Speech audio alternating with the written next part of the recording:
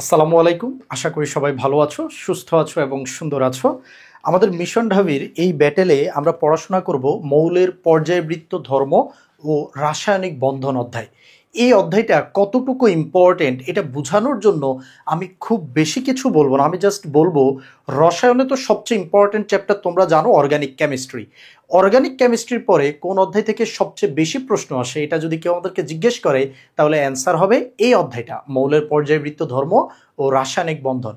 এখান থেকে organic chemistry থেকে যতগুলো প্রশ্ন আসে তার চেয়ে একটু কম প্রশ্ন আসে, মাঝে মাঝে কিন্তু অর্গানিক কেমিস্ট্রির সমান প্রশ্ন আসারও রেকর্ড আছে।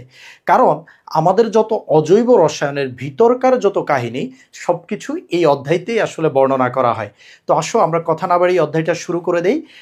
আর তোমরা জানো যে আমাদের এখনকার প্রত্যেকটা ক্লাস তোমরা পেয়ে যাবে ft.education ওয়েবসাইটে। সেখানে তুমি তোমার এক্সাম, আমাদের প্র্যাকটিস শিট, ক্লাস স্লাইড সব কিছুই খুব গুছানো আকারে পেয়ে যাবে। এবং তোমরা জানো মিশন ঢাবি হলো ফ্রিতেই একটি প্রিমিয়াম কোর্সের ফিল। তো আসো ভাইয়া, আমরা আমাদের আজকের এই অধ্যায়ে কি কি থাকতেছে আমরা একটু যদি খেয়াল করি। এই অধ্যায়টাকে আমি তোমাদের কাছে সহজ করার জন্য 4টা পার্টে ভাগ করেছি। প্রথম পার্টের নাম দিয়েছি পর্যায় সারণী। এখানে আসলে আমরা একদম পর্যায় সারণী কিভাবে কি আছে প্রত্যেকটা মৌল নিয়ে আমরা পড়াশোনা করার ট্রাই করব এবং এখান থেকে প্রতি বছর প্রশ্ন আসে। তারপরে ব্লক কেমিস্ট্রি, পর্যায় সারণীকে 4টা ব্লকে ভাগ করা হয়েছে, আমরা সেগুলো নিয়ে কথা বলবো। ইচ অ্যান্ড এভরি পয়েন্ট এমসিকিউর জন্য প্রচণ্ড ইম্পর্টেন্ট। এরপরে আসে আমাদের মৌলের পর্যায়বৃত্ত ধর্ম। ইউ নো গাইজ যে এখান থেকেও প্রশ্ন হবে, মানে এখানে 4টা পার্ট থেকে প্রশ্ন মোটামুটি মিস যায় না। হ্যাঁ, বেসিক্যালি বলতে গেলে যারা 25টা এমসিকিউ করে যেসব ইউনিভার্সিটি, তারা 4টা পার্ট থেকে 4টা এমসিকিউ মিনিমাম ধরে নেয়। সো বুঝতে পারতেছো কোনো পার্টের চাইতে কম গুরুত্বপূর্ণ না। তবে তার মধ্যেও যদি সবচেয়ে গুরুত্বপূর্ণ বলতে হয় যে ভাই এই 4টা পার্টের মধ্যে সবচেয়ে গুরুত্বপূর্ণ কাকে রাখবেন, সেটা হলো রাসায়নিক বন্ধন। সুপার ডুপার ইম্পর্টেন্ট এবং অনেক সহজ একটা পার্ট। বিশ্বাস করো এখানের প্রত্যেকটা জিনিস খুবই কনসেপচুয়াল। এখানে তোমরা মুখস্থ বা ওই টাইপের না বুঝে মনে রাখার চেষ্টা করার চাইতে যদি একটু বুঝে বুঝে মনে রাখো তাহলে দেখবে যে পার্ট 3 আর পার্ট 4 আমাদের জন্য খুবই সোজা। তবে পার্ট 1-2তে একটু মুখস্থ বিদ্যা আবার অ্যাপ্লাই করতে হয়, কারণ এখানে মুখস্থের জিনিসপাতি আছে। তো আমরা এই অধ্যায়টাকে টোটাল 2টা লেকচার তোমাদেরকে উপহার দিব। তার মধ্যে আমাদের প্রথম যে লেকচারটা পার্ট 1, এখানে আমরা হলো এই টপিকগুলো, এবং পার্ট 2 এই দুইটাকে আমরা কভার করব, পার্ট 1 এবং 2, এবং লেকচার নাম্বার 2তে পার্ট 3 এবং 4কে আমরা কভার করবো ইনশাল্লাহ। তো আসো আমরা আমাদের আলোচনা শুরু করে দিই। পার্ট 1 পর্যায় সারণী নিয়ে প্রথমে আমরা কথা বলবো, পর্যায় সারণীর নানা টপিক নিয়ে। তো সর্বপ্রথম আমি এখানে একটা পর্যায় সারণী রাখছি, তোমরা স্লাইডের মধ্যে এই পর্যায় সারণীটা পেয়ে যাবে। এবং আমাদের আলোচনার টাইমে আমি বিভিন্ন টাইমে এই পর্যায় সারণীটাকে মার্ক করতে থাকবো, কারণ পর্যায় সারণী তুমি যত দেখে দেখে পড়বা তোমার জন্য পড়াশোনাটা তত ইজি হবে। এবং দেখবে যে আজকের ক্লাস শেষে আমরা পর্যায় সারণী সম্পর্কে ওভারঅল একটা ধারণা পেয়ে গেছি। তো আসো ভাইয়া, পর্যায় সারণীর প্রথমে কিছু বেসিক ইতিহাস তোমাদেরকে একটু জানাই। বেসিক ইতিহাস যদি আমি একটু বলতে হয় পর্যায় সারণী, তাহলে একটু মনে রাখবা সর্বপ্রথম যে সালটা, হ্যাঁ সালগুলো একটু মনে রাখার চেষ্টা করবা, বিশেষ করে যাদের মেডিকেলে পরীক্ষা দেওয়ার ইচ্ছা আছে সেখানে এগুলো প্রচুর দরকার হয়। সর্বপ্রথম সালটা হলো 1789, মানে 1789 সালে ডোভে রাইনার, না সরি ডোভে রাইনার না, ওনার নাম ল্যাভোইসিয়ে। আমার সাল খুবই কম মনে থাকে, ভুল হলে কোথাও ক্ষমা সুন্দর দৃষ্টিতে দেখবে। হ্যাঁ, তো দেখো ল্যাভোইসিয়ে উনি আসলে পর্যায় সারণী টারণী বানাইতে পারে নাই, বাট পর্যায় সারণীর যেটা মেইন উদ্দেশ্য ছিল মৌলগুলোকে ক্লাসিফাই করা, সর্বপ্রথম উনি 33টা মৌল আসলে ওই টাইমে আবিষ্কৃত ছিল। কয়টা মৌল আবিষ্কৃত ছিল? 33 মৌল। এবং উনি এই মৌলগুলোকে 2টা ভাগে ভাগ করছিল। এক ভাগের নাম দিয়েছিল ধাতু, এবং অপর ভাগের নাম কি দিয়েছিল? অপর ভাগের নাম দিয়েছিল অধাতু। তো এটা কোনো পর্যায় সারণী না, এটা জাস্ট একটা ক্লাসিফিকেশন। তোমরা বলতে পারো মৌলগুলোর ক্লাসিফিকেশনের একদম প্রথম ধাপ হলো আমাদের এটা, যে ধাতু এবং অধাতু 2টা ভাগে ভাগ করা হয়েছে, এই জন্য আমরা ওনাকে মনে রাখছি। তো এর পরের ঘটনা কি? এর পরের ঘটনা দীর্ঘদিন পরে 1700 থেকে 1829 সাল। হ্যাঁ, 1829 সালে বিজ্ঞানী ডোভে রাইনার, ডোভে রাইনার, তোমরা 9-10 থেকেই এই সালগুলো দেখে আসতেছো। ডোভে রাইনার, ওনার নামের মধ্যে 3টা পার্ট, ডোভে রাইনার ওনার 2টা পার্ট। হ্যাঁ, উনি আসলে যে সূত্র দিছিল ওইটার নাম হলো ত্রয়ী সূত্র। ঠিক আছে, উনি যে সূত্র দিছিল এটার নাম কি? ডোভে রাইনার দিছিল 1829 সালে ত্রয়ী সূত্র। এই ত্রয়ী সূত্র আসলে কি করছে বলতো? এই ত্রয়ী সূত্র বলছে দেখেন, এই যে উনি যে ক্লাসিফিকেশন করছে ধাতু অধাতু, এটা তো কোনো ইফেক্টিভ কিছু না, কিন্তু আমরা চাইলে মৌলগুলোকে তিনটা তিনটা ভাগে সাজাইতে পারি। আমরা বললাম কিভাবে, তিনটা তিনটা করে আপনি কিভাবে ব্লক করবেন? উনি বলল দেখেন, মৌল তিনটা এরকম একসাথে একই বান্ডেলে থাকবে। কখন থাকবে? তখনই থাকবে যখন এই যে একদম উপরেরটা আর একদম নিচেরটার ভরের যোগফলের অর্ধেক হবে মাঝের মৌলটা।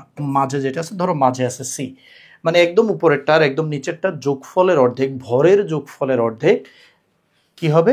মাঝেরটার সমান হবে। তো আমরা বললাম আচ্ছা একটু উদাহরণ দেখান।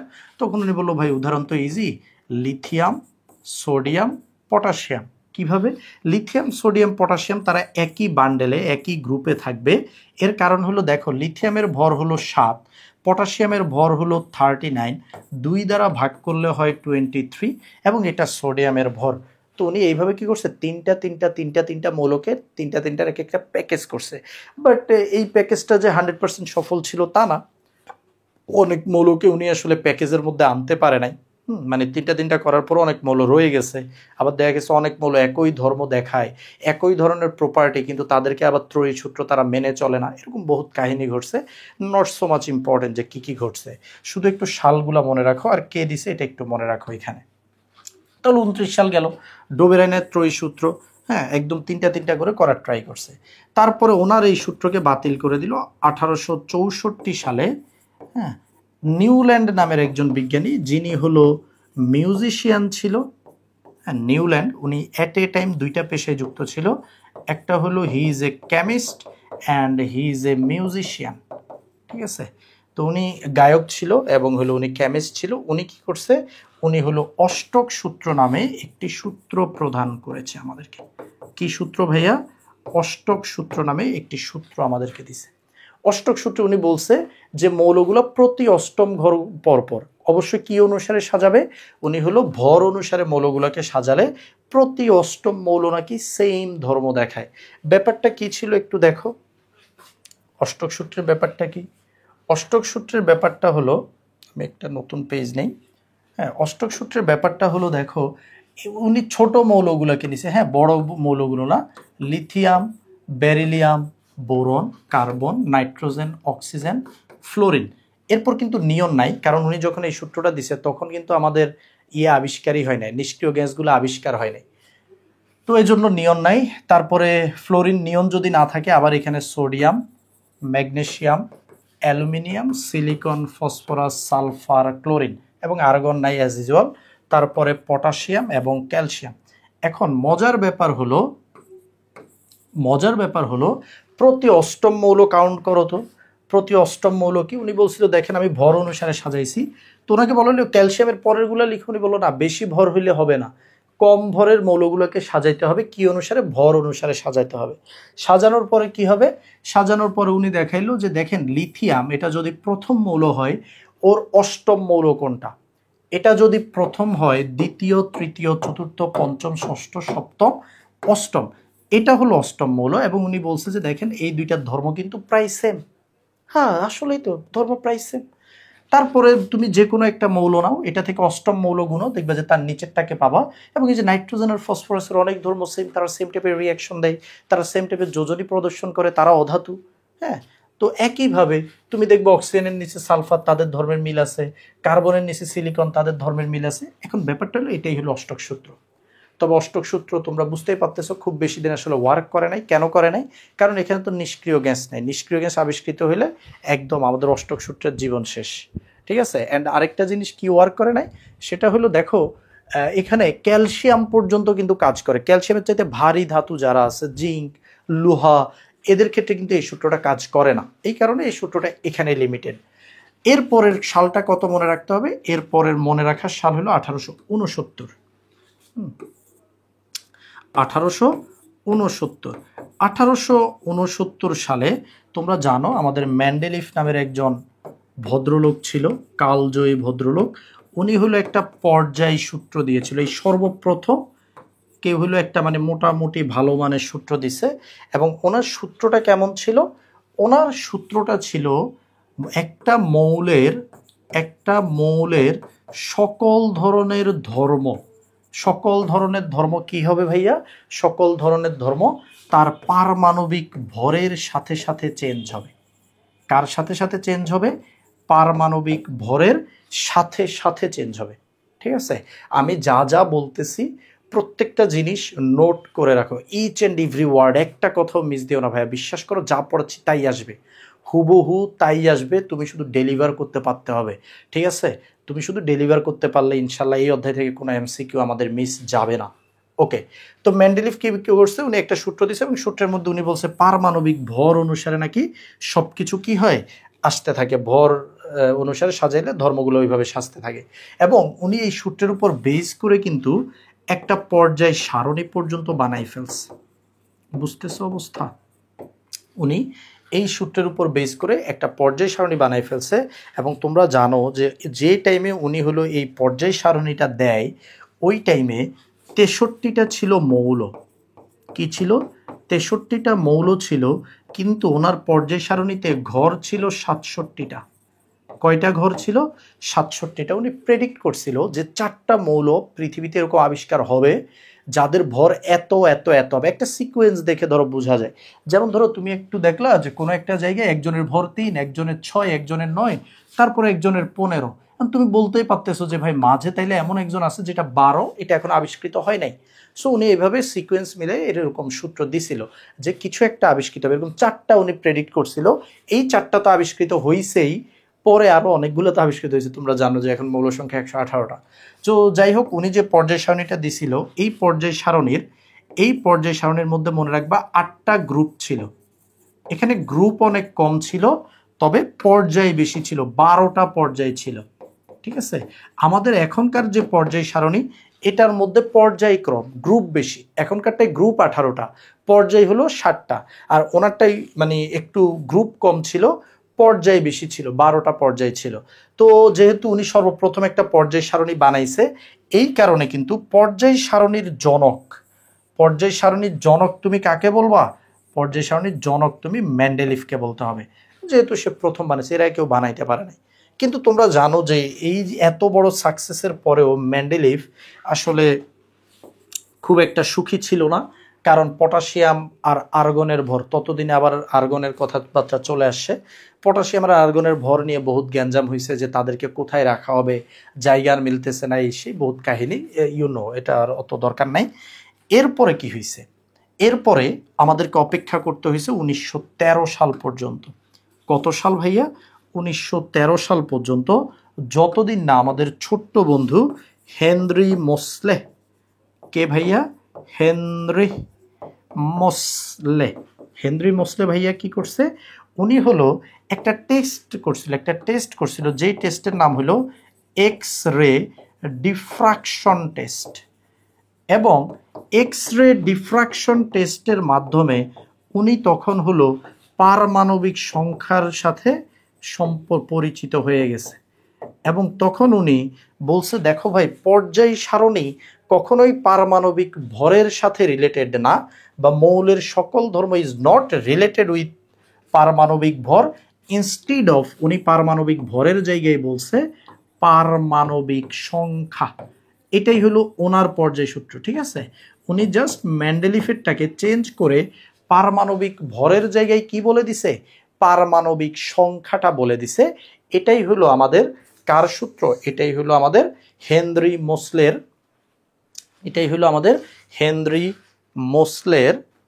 মোসলের পর্যায় সূত্র।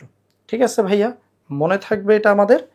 আচ্ছা, আসেন এরপরে কি করলো। এরপরে তোমরা জানো যে পর্যায় সারণীটা দেয়া হলো, সেই পর্যায় সারণীটাকে বলা হয় আধুনিক পর্যায় সারণী। এবং আধুনিক পর্যায় সারণীর জনককে এই হেনরি মোসলে হলো আধুনিক পর্যায় সারণীর জনক।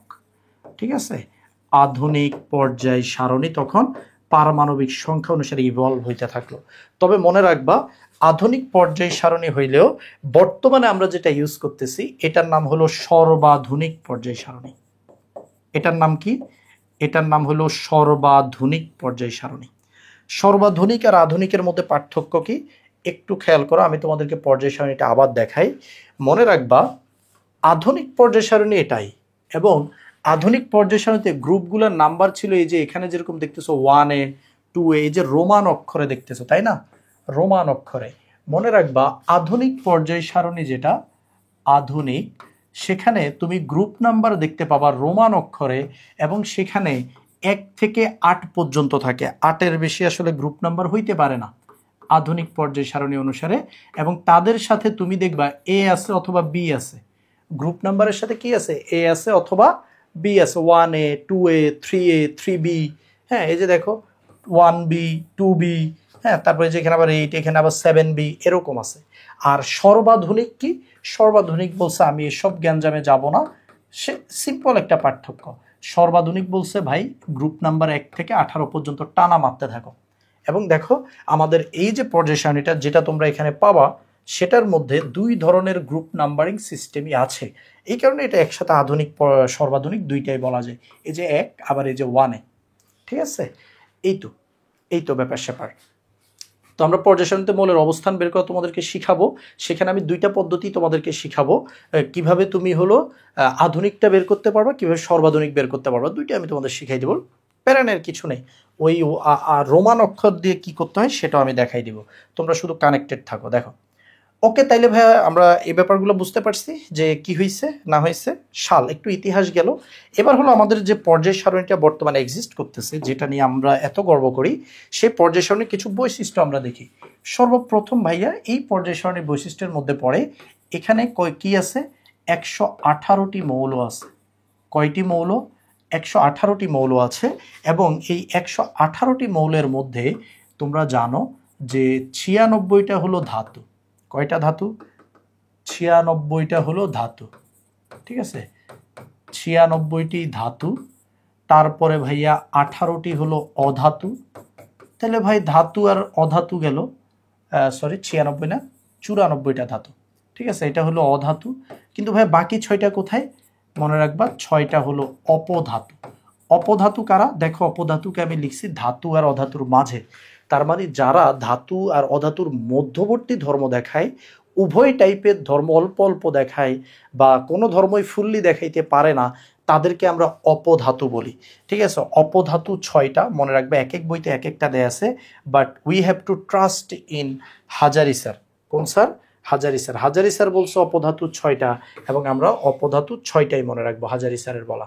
হাজারি স্যার কোন 6টাকে বলছে, হাজারি স্যার বলছে অপধাতু হলো boron, silicon, germanium, arsenic, antimony, 1 2 3 4 5, কোনটা বাদ গেল, ট্যালোরিয়াম। ঠিক আছে, এই হলো, উনি বলছে যে এই 6টা আমাদের অপধাতু। এখন এই অপধাতুগুলা আমরা যদি তোমার হলো যে তুমি দেখবা যে বিভিন্ন বইতে আবার সেলেনিয়াম, ট্যালোরিয়াম, হ্যাঁ, অ্যাস্টাটিন, এরকম কিছু কেউ কি বলছে, মাঝে মাঝে অপধাতু বলছে, মানে তারা 7টা বলতে চাইছে। তো আমরা 6টা মনে রাখবো। যদি কখনো এই 6টার বাইরেও আমাদেরকে কেউ কিছু চায়, 6টার বাইরে চাইলে আমরা কাদের কথা বলবো, 6টার বাইরে অপধাতু যদি কেউ হইতে হয়, সেটা সেলেনিয়াম হইতে পারে, সেটা হলো পোলোনিয়াম হইতে পারে, সেটা অ্যাস্টাটাইন হইতে পারে। ঠিক আছে, এই 3জন হইতে পারে। কেউ কেউ আবার কার্বনকেও অপধাতু বলার ট্রাই করছে, কারণ কার্বনের মধ্যে অধাতুর মতো যেরকম ধর্ম আছে, সেটা ভঙ্গুর, সেটা ভেঙে যায়। আবার একই সাথে তার মধ্যে ধাতুর ধর্ম আছে, কারণ কার্বন বা গ্রাফাইট তড়িৎ পরিবহন করতে পারে। গ্রাফাইট কি করতে পারে, তড়িৎ পরিবহন করতে পারে। এজন্য অনেকে কার্বনকেও অপধাতু বলার চেষ্টা করছে। ওকে, 118টা মৌল আছে ভাইয়া, ভালো।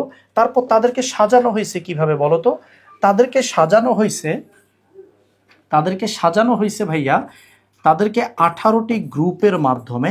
গ্রুপ বলতে উপরে নিচে, হ্যাঁ, গ্রুপ হলো উপরে নিচে যেগুলো থাকে এগুলোকে গ্রুপ বলে। আর 7টি পর্যায়ে তাদেরকে সাজানো হয়েছে। কয়টি পর্যায়, 7টি পর্যায়। এবং পর্যায় হলো এই বরাবর থাকে। ঠিক আছে, এই হলো পর্যায়। পর্যায়ের আরেকটা নাম হলো সারি। সারি, বাংলা শাড়ি শব্দের সাথে মিল আছে। শাড়ি যেরকম লম্বা হয়, এই পর্যায়গুলোও লম্বা। আর এগুলো হলো গ্রুপ, কলাম।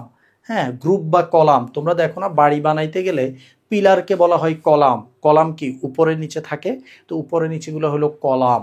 ঠিক আছে, উপরে নিচে কি কলাম, এটা মাথায় রাখবা। তাহলে 18টি গ্রুপ এবং 7টি পর্যায়ে ভাগ করছে, এবং এই 7টা পর্যায়ের মধ্যে তোমরা জানো যে অনেক ধরনের কাহিনী আছে। 7টা পর্যায়ের মধ্যে কি কি কাহিনী আছে দেখো, তোমাকে যদি আমি পর্যায় সারণীটা আবার একটু দেখাই ভাইয়া, এই 7টা পর্যায়ের মধ্যে দেখো প্রত্যেকটা পর্যায়ে কিন্তু সমান না, মানে প্রত্যেকটা পর্যায়ে মৌল সংখ্যা সমান না। তুমি যদি প্রথম পর্যায়টা দেখো, যে এই যে এটা হলো পর্যায় নাম্বার 1, এই যে এটা পর্যায় নাম্বার 1, এখানে কিন্তু মাত্র 2টা মৌল আছে। তারপরে পর্যায়গুলোতে দেখো 2 আর 3 এর মধ্যে 8টা মৌল আছে, 4 আর 5 এর মধ্যে তুমি দেখতে পাবা 18টা মৌল আছে, এবং তুমি দেখবা 6 এবং 7-এ 18টা ঘরে তো 18টা মৌল আছেই, এখানে আরো 14টা এক্সট্রা আছে। অথবা তুমি যদি ল্যান্থানাম সহ গণো, এখানে 15টা পাবা, এখানেও 15টা পাবা। যেখানে এইটাকে বলা হয় ল্যান্থানাইট সিরিজ আর নিচেরটাকে বলা হয় অ্যাক্টিনাইট সিরিজ। তাহলে দেখো এখানে এই ঘরটাকে বাদ দিলে 17 ঘরে 17 জন, আর এই এক ঘরেই থাকে 15 জন। 17 আর 15 32টা মৌল হলো 6 সাথে থাকে। এই কারণে এখানে যেটা করা হয়েছে তাদেরকে আবার নাম দেওয়া হয়েছে।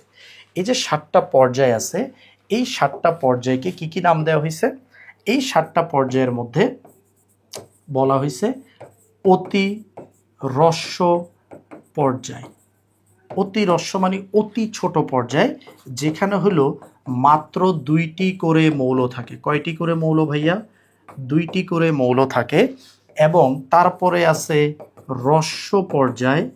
হ্রস্ব মানে ছোট, এখানে হলো 8টি করে মৌল থাকে। ঠিক আছে, 8টি করে মৌল থাকে। তারপরে হলো ভাইয়া দীর্ঘ পর্যায়। দীর্ঘ মানে হলো লম্বা পর্যায়, এগুলাতে 18টি করে মৌল থাকে। এবং এর পরের ওয়ার্ডটা আসবে অতি দীর্ঘ পর্যায় ভাইয়া। অতি দীর্ঘ পর্যায়ে 32টি করে মৌল থাকবে, 32টা করে মৌল থাকবে। এখন কোনটার উদাহরণ তাইলে দেখো, আমি যদি বলি ভাইয়া 2টি করে মৌল আছে কোথায়? পর্যায় নাম্বার 1-এ আছে। তারপর 8টি করে মৌল আছে কোথায়? 2 এবং 3-এর মধ্যে আছে। 18টি করে কোথায় আছে? 4 এবং 5-এ আছে। 32টা করে কোথায় আছে? 6 এবং 7-এ আছে। পর্যায় নাম্বার লিখছে এগুলা। তোমরা একটু পর্যায় সারণীটা আবার ওপেন করে নিজেরা একটু মিলাই নাও। ডেটাগুলো যত পর্যায় সারণীর সাথে রিলেট করে পড়বা তত মনে থাকবে। ঠিক আছে, মনে রাখবে এরকম সিলি ডেটাগুলো কখনোই নিজেকে প্রেশার দিয়ে মুখস্থ করতে যায় না, তাহলে তোমার উপর অনেক চাপ পড়বে। তুমি যেটা করবা ভাইয়া, এগুলাকে বাস্তবতার সাথে মিলাই বুঝে বুঝে মনে রাখার চেষ্টা করবা। তাহলে এক্স্যাক্ট ডেটা তোমার মনে না থাকলে অপশন দেখলে তুমি আর ভুল করবা না। তাহলে ভাই বৈশিষ্ট্যগুলো, আরেকটা বৈশিষ্ট্য কি? আরেকটা বৈশিষ্ট্য হলো এই পুরো পর্যায় সারণী, এই পুরো পর্যায় সারণীর ভিত্তি কি? মনে রাখবা পর্যায় সারণীর ভিত্তি হলো ইলেকট্রন বিন্যাস। অনেকে আমরা হয়তো ভাবি পারমাণবিক সংখ্যা, না। পর্যায় সারণীতে কোন মৌলটা কোন অবস্থানে বসবে, কেন মাঝখান দিয়ে পর্যায় সারণীর মধ্যে একটু ফাঁকা জায়গা আছে, এই সব কিছু ইলেকট্রন বিন্যাসকে দিয়ে ব্যাখ্যা করা যায়। এগুলা কিন্তু তুমি পারমাণবিক সংখ্যা দিয়ে সব ব্যাখ্যা করতে পারবা না, এটুকুই। ঠিক আছে, তাহলে ভিত্তি জানলাম, বৈশিষ্ট্য জানলাম। এবার হলো আসো আমরা এই যে পর্যায় সারণীটাকে অনেকেই মুখস্থ করে একটু ভুল ওয়েতে, আমাদেরকে মুখস্থ এটা করা লাগে, বিভিন্ন কাজে পর্যায় সারণীটা আমাদের লাগে, কিন্তু অনেকে আমরা একটু ভুল ওয়েতে মুখস্থ করি। ভুল ওয়েতে মুখস্থ বলতে আমরা 1 থেকে ট্রাই করি 100, অনেকে 118 পর্যন্ত আবেগে মুখস্থ করো। প্রয়োজন নাই, তুমি যদি 1 থেকে 30 পর্যন্ত মুখস্থ পারো, ইটস এনাফ ফর ইউ। 1 থেকে 30 এনাফ। কেউ 20 পর্যন্ত পারলেও খুব একটা স্যাড হওয়ার কিছু নাই, কারণ 21 থেকে 30 আমি তোমাকে মুখস্থ করাই দিব। কিন্তু তুমি 1 থেকে 20 পর্যন্ত নিজ দায়িত্বে পারতে হবে। তাইলে ভাই আমি কি 1 থেকে 50 পর্যন্ত বা ওইভাবে সিরিয়াল দরকার নেই? না, পর্যায় সারণী মুখস্থ করতে হয় গ্রুপ ওয়াইজ। মনে রাখবা পর্যায় সারণী পর্যায় ভিত্তিক মুখস্থ করতে হয় না, এটা মুখস্থ করতে হয় গ্রুপ ওয়াইজ, মানে উপরে নিচে। এজন্য আমি তোমাদের সামনে ইম্পর্টেন্ট গ্রুপগুলা, কয়টা গ্রুপ আমি মনে হয় 1, 2, 13, 14, 15, 16, 17, 18 এরকম তোমাদের জন্য 8টা গ্রুপ রাখছি। 8টা গ্রুপ তোমাকে মুখস্থ পারতে হবে। মুখস্থ পারার ব্যবস্থাটাও আমি করে দিচ্ছি, প্যারা খায়ও না। দেখো ভাইয়া, গ্রুপ নাম্বার 1, গ্রুপ নাম্বার 1-এ কি আছে? গ্রুপ নাম্বার 1 আছে হাইড্রোজেন দিয়ে শুরু, সরি নট লিথিয়াম, হাইড্রোজেন, তারপরে লিথিয়াম, তারপরে সোডিয়াম। আচ্ছা আমি একটু সাইডে লিখি, নাইলে আমার পরে অ্যানোট করতে জায়গার অভাব পড়ে যাবে। আমি যদি বলি তাহলে হাইড্রোজেনকে দিয়ে শুরু করলাম, lithium, sodium, potassium, rubidium, caesium, caesium, francium. Francium চাইলে তুমি না লিখলেও পারো, কারণ ফ্রান্সিয়াম একটা তেজস্ক্রিয় মৌল, অ্যান্ড আমরা আসলে তেজস্ক্রিয় মৌল নিয়ে অত পড়াশোনা করি না, তাও লিখলাম আর কি। মনে রাখার উপায় কি? তোমরা অনেকেই অলরেডি ছন্দ হয়তো জানো, ছন্দ ছাড়া মনে রাখতে পারলে ভালো, হ্যাঁ, আর মনে না রাখতে পারলে আমার মতো হইলে তোমার ছন্দ দিয়ে মনে রাখতে পারো। ছন্দ একটু আসলে কেমন যেন উইয়ার্ড, হ্যাঁ, এই জন্য খুব বেশি মানুষজনের সামনে বলবা না, মনে মনেই রাখবা, হ্যাঁ, কারোর সামনে ওইভাবে বলার দরকার নাই, মনে মনে রাখবা। যেমন এখানে ছন্দটা হাইলিনা কে রুবি সাজাবে ফ্রান্সে। মজার ব্যাপার হলো এই ছন্দটা যখন আমি বলি, মেয়েদের ব্যাচে বললে ওরা একটা ছন্দ বলে, হাই লিনাকে রুবি ছেঁচে ফেলেছে। কেন ভাই, এক বান্ধবীকে এক বান্ধবী ছেঁচে ফেলবে কেন? ফ্রান্সে নিয়ে সাজাবে, এটা ভালো না? আমরা ভালো ভালো ছন্দ শিখবো। তো যাই হোক, এইখানে হলো গ্রুপ নাম্বার 1 মনে রাখার কৌশল। এবং তুমি জানো যে গ্রুপ নাম্বার 1-এর একটা স্পেশাল নেম আছে। সেই স্পেশাল নামটা কি? সেই স্পেশাল নামটা হলো ক্ষার ধাতু। কোশ্চেন ইজ হোয়াই ক্ষার ধাতু? মনে রাখবা, যারা ক্ষারের সাথে বিক্রিয়া করে, এই যে এম বলতে আমি এখানে যে কোনো ধাতুকে বোঝাচ্ছি, উইদাউট হাইড্রোজেন, হাইড্রোজেন ধাতু না, যারা ক্ষারের সাথে বিক্রিয়া করে পানি, যারা পানির সাথে বিক্রিয়া করে ক্ষার উৎপন্ন করে তাদেরকে ক্ষার ধাতু বলে। তো পানির সাথে বিক্রিয়া করলে এম কি উৎপন্ন করে? এম হাইড্রোক্সাইড, ঠিক আছে, এবং হাইড্রোজেন গ্যাস প্রডিউস করে। তো এই যে ক্ষার উৎপন্ন করলো এম হাইড্রোক্সাইড, দেখো আমি এম এর জায়গায় সোডিয়াম দিলে তুমি বিক্রিয়াটা ভালো করে বুঝবা। এই যে দেখো, সোডিয়াম পানির সাথে বিক্রিয়া করে সোডিয়াম হাইড্রোক্সাইড এবং হাইড্রোজেন গ্যাস প্রডিউস করে। এই কারণেই তাকে আমরা ক্ষার ধাতু বলি। এবং মনে রাখবা, সোডিয়ামের সাথে পানির বিক্রিয়া এতটাই ভালোবাসার যে এই দুইজনের বিক্রিয়ায়, পানির সাথে সোডিয়ামের বিক্রিয়ায় আগুন ধরে যায়। ঠিক আছে, পানির সাথে বিক্রিয়ায় কি হয় ভাইয়া?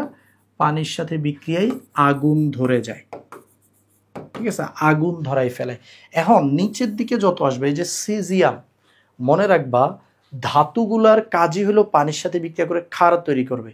আর যে যত বেশি সক্রিয় ধাতু, যেমন উপর থেকে নিচে আসলে না ধাতব ধর্মটা বাড়ে, এটা আমি তোমাদেরকে পরের লেকচারে দেখাবো, একটু জাস্ট জেনে রাখো। উপর থেকে নিচে আসলে ধাতব ধর্ম বাড়ে, এই হিসেবে সোডিয়ামের চাইতে সিজিয়াম আরও তীব্র ক্ষার, এবং সে ওই আগুনের অপেক্ষা করে না, সে ডিরেক্ট কি করে?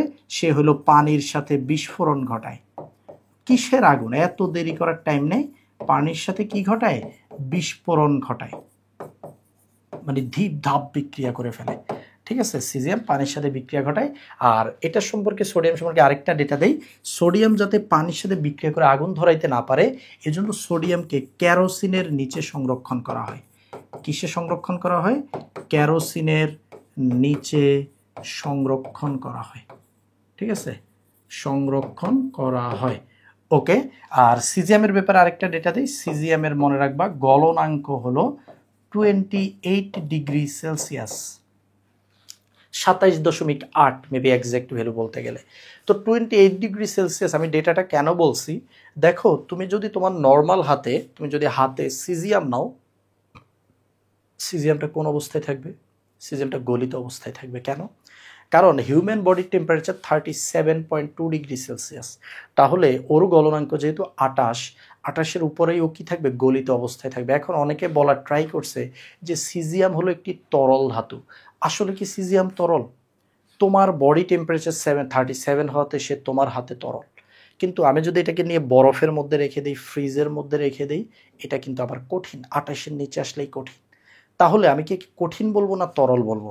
মনে রাখবা 25 ডিগ্রি সেলসিয়াসে সে কোন অবস্থায় আছে, এটাই তার অবস্থা। 25 ডিগ্রি সেলসিয়াসে সিজিয়াম আছে হলো কঠিন অবস্থায়, কারণ 28-এ গেলে সে তরল হবে, তার আগ পর্যন্ত সে কঠিন। সো আমরা এটা বলতে পারি যে সিজিয়াম একটি কঠিন ধাতু। সিজিয়াম ইজ নট এ তরল ধাতু, মানে লিকুইড। তরল ধাতু মাত্র একজন, সেটা হলো মার্কারি। অনেক বইতেই তোমরা দেখবে সিজিয়ামের ব্যাপারে লিখে আছে যে সিজিয়াম হলো একটি তরল ধাতু। না ভাইয়া, সিজিয়াম তরল ধাতু নয়, একমাত্র তরল ধাতু মার্কারি। ওকে, এজন্য এতগুলো বয়ান দিলাম। ঠিক আছে, একটু মাথায় রেখো এখানের এই ডেটাগুলো। এদেরকে ক্ষার ধাতু বলা হয়। এখানে একমাত্র ইম্পোস্টার হলো হাইড্রোজেন। Why impostor? এটা ধাতু না, এটা হলো একটা অধাতু। এছাড়া এই গ্রুপের সবাই ধাতু। তারপর লিথিয়ামের মধ্যে আবার একটা সমস্যা আছে যে ভাইয়া লিথিয়াম হলো কি করে? লিথিয়ামে কিন্তু ও ধাতু হইলেও, লিথিয়াম ধাতু হইলেও সমযোজী যৌগ গঠন করতে পারে। ধাতু হইলে কি গঠন করে? সমযোজী যৌগ গঠন সে করতে পারে। বুঝতে পেরেছি ভাইয়া? বুঝতে পেরেছি ভাইয়া। ওকে, এবার আসো আমাদের group number 2-তে।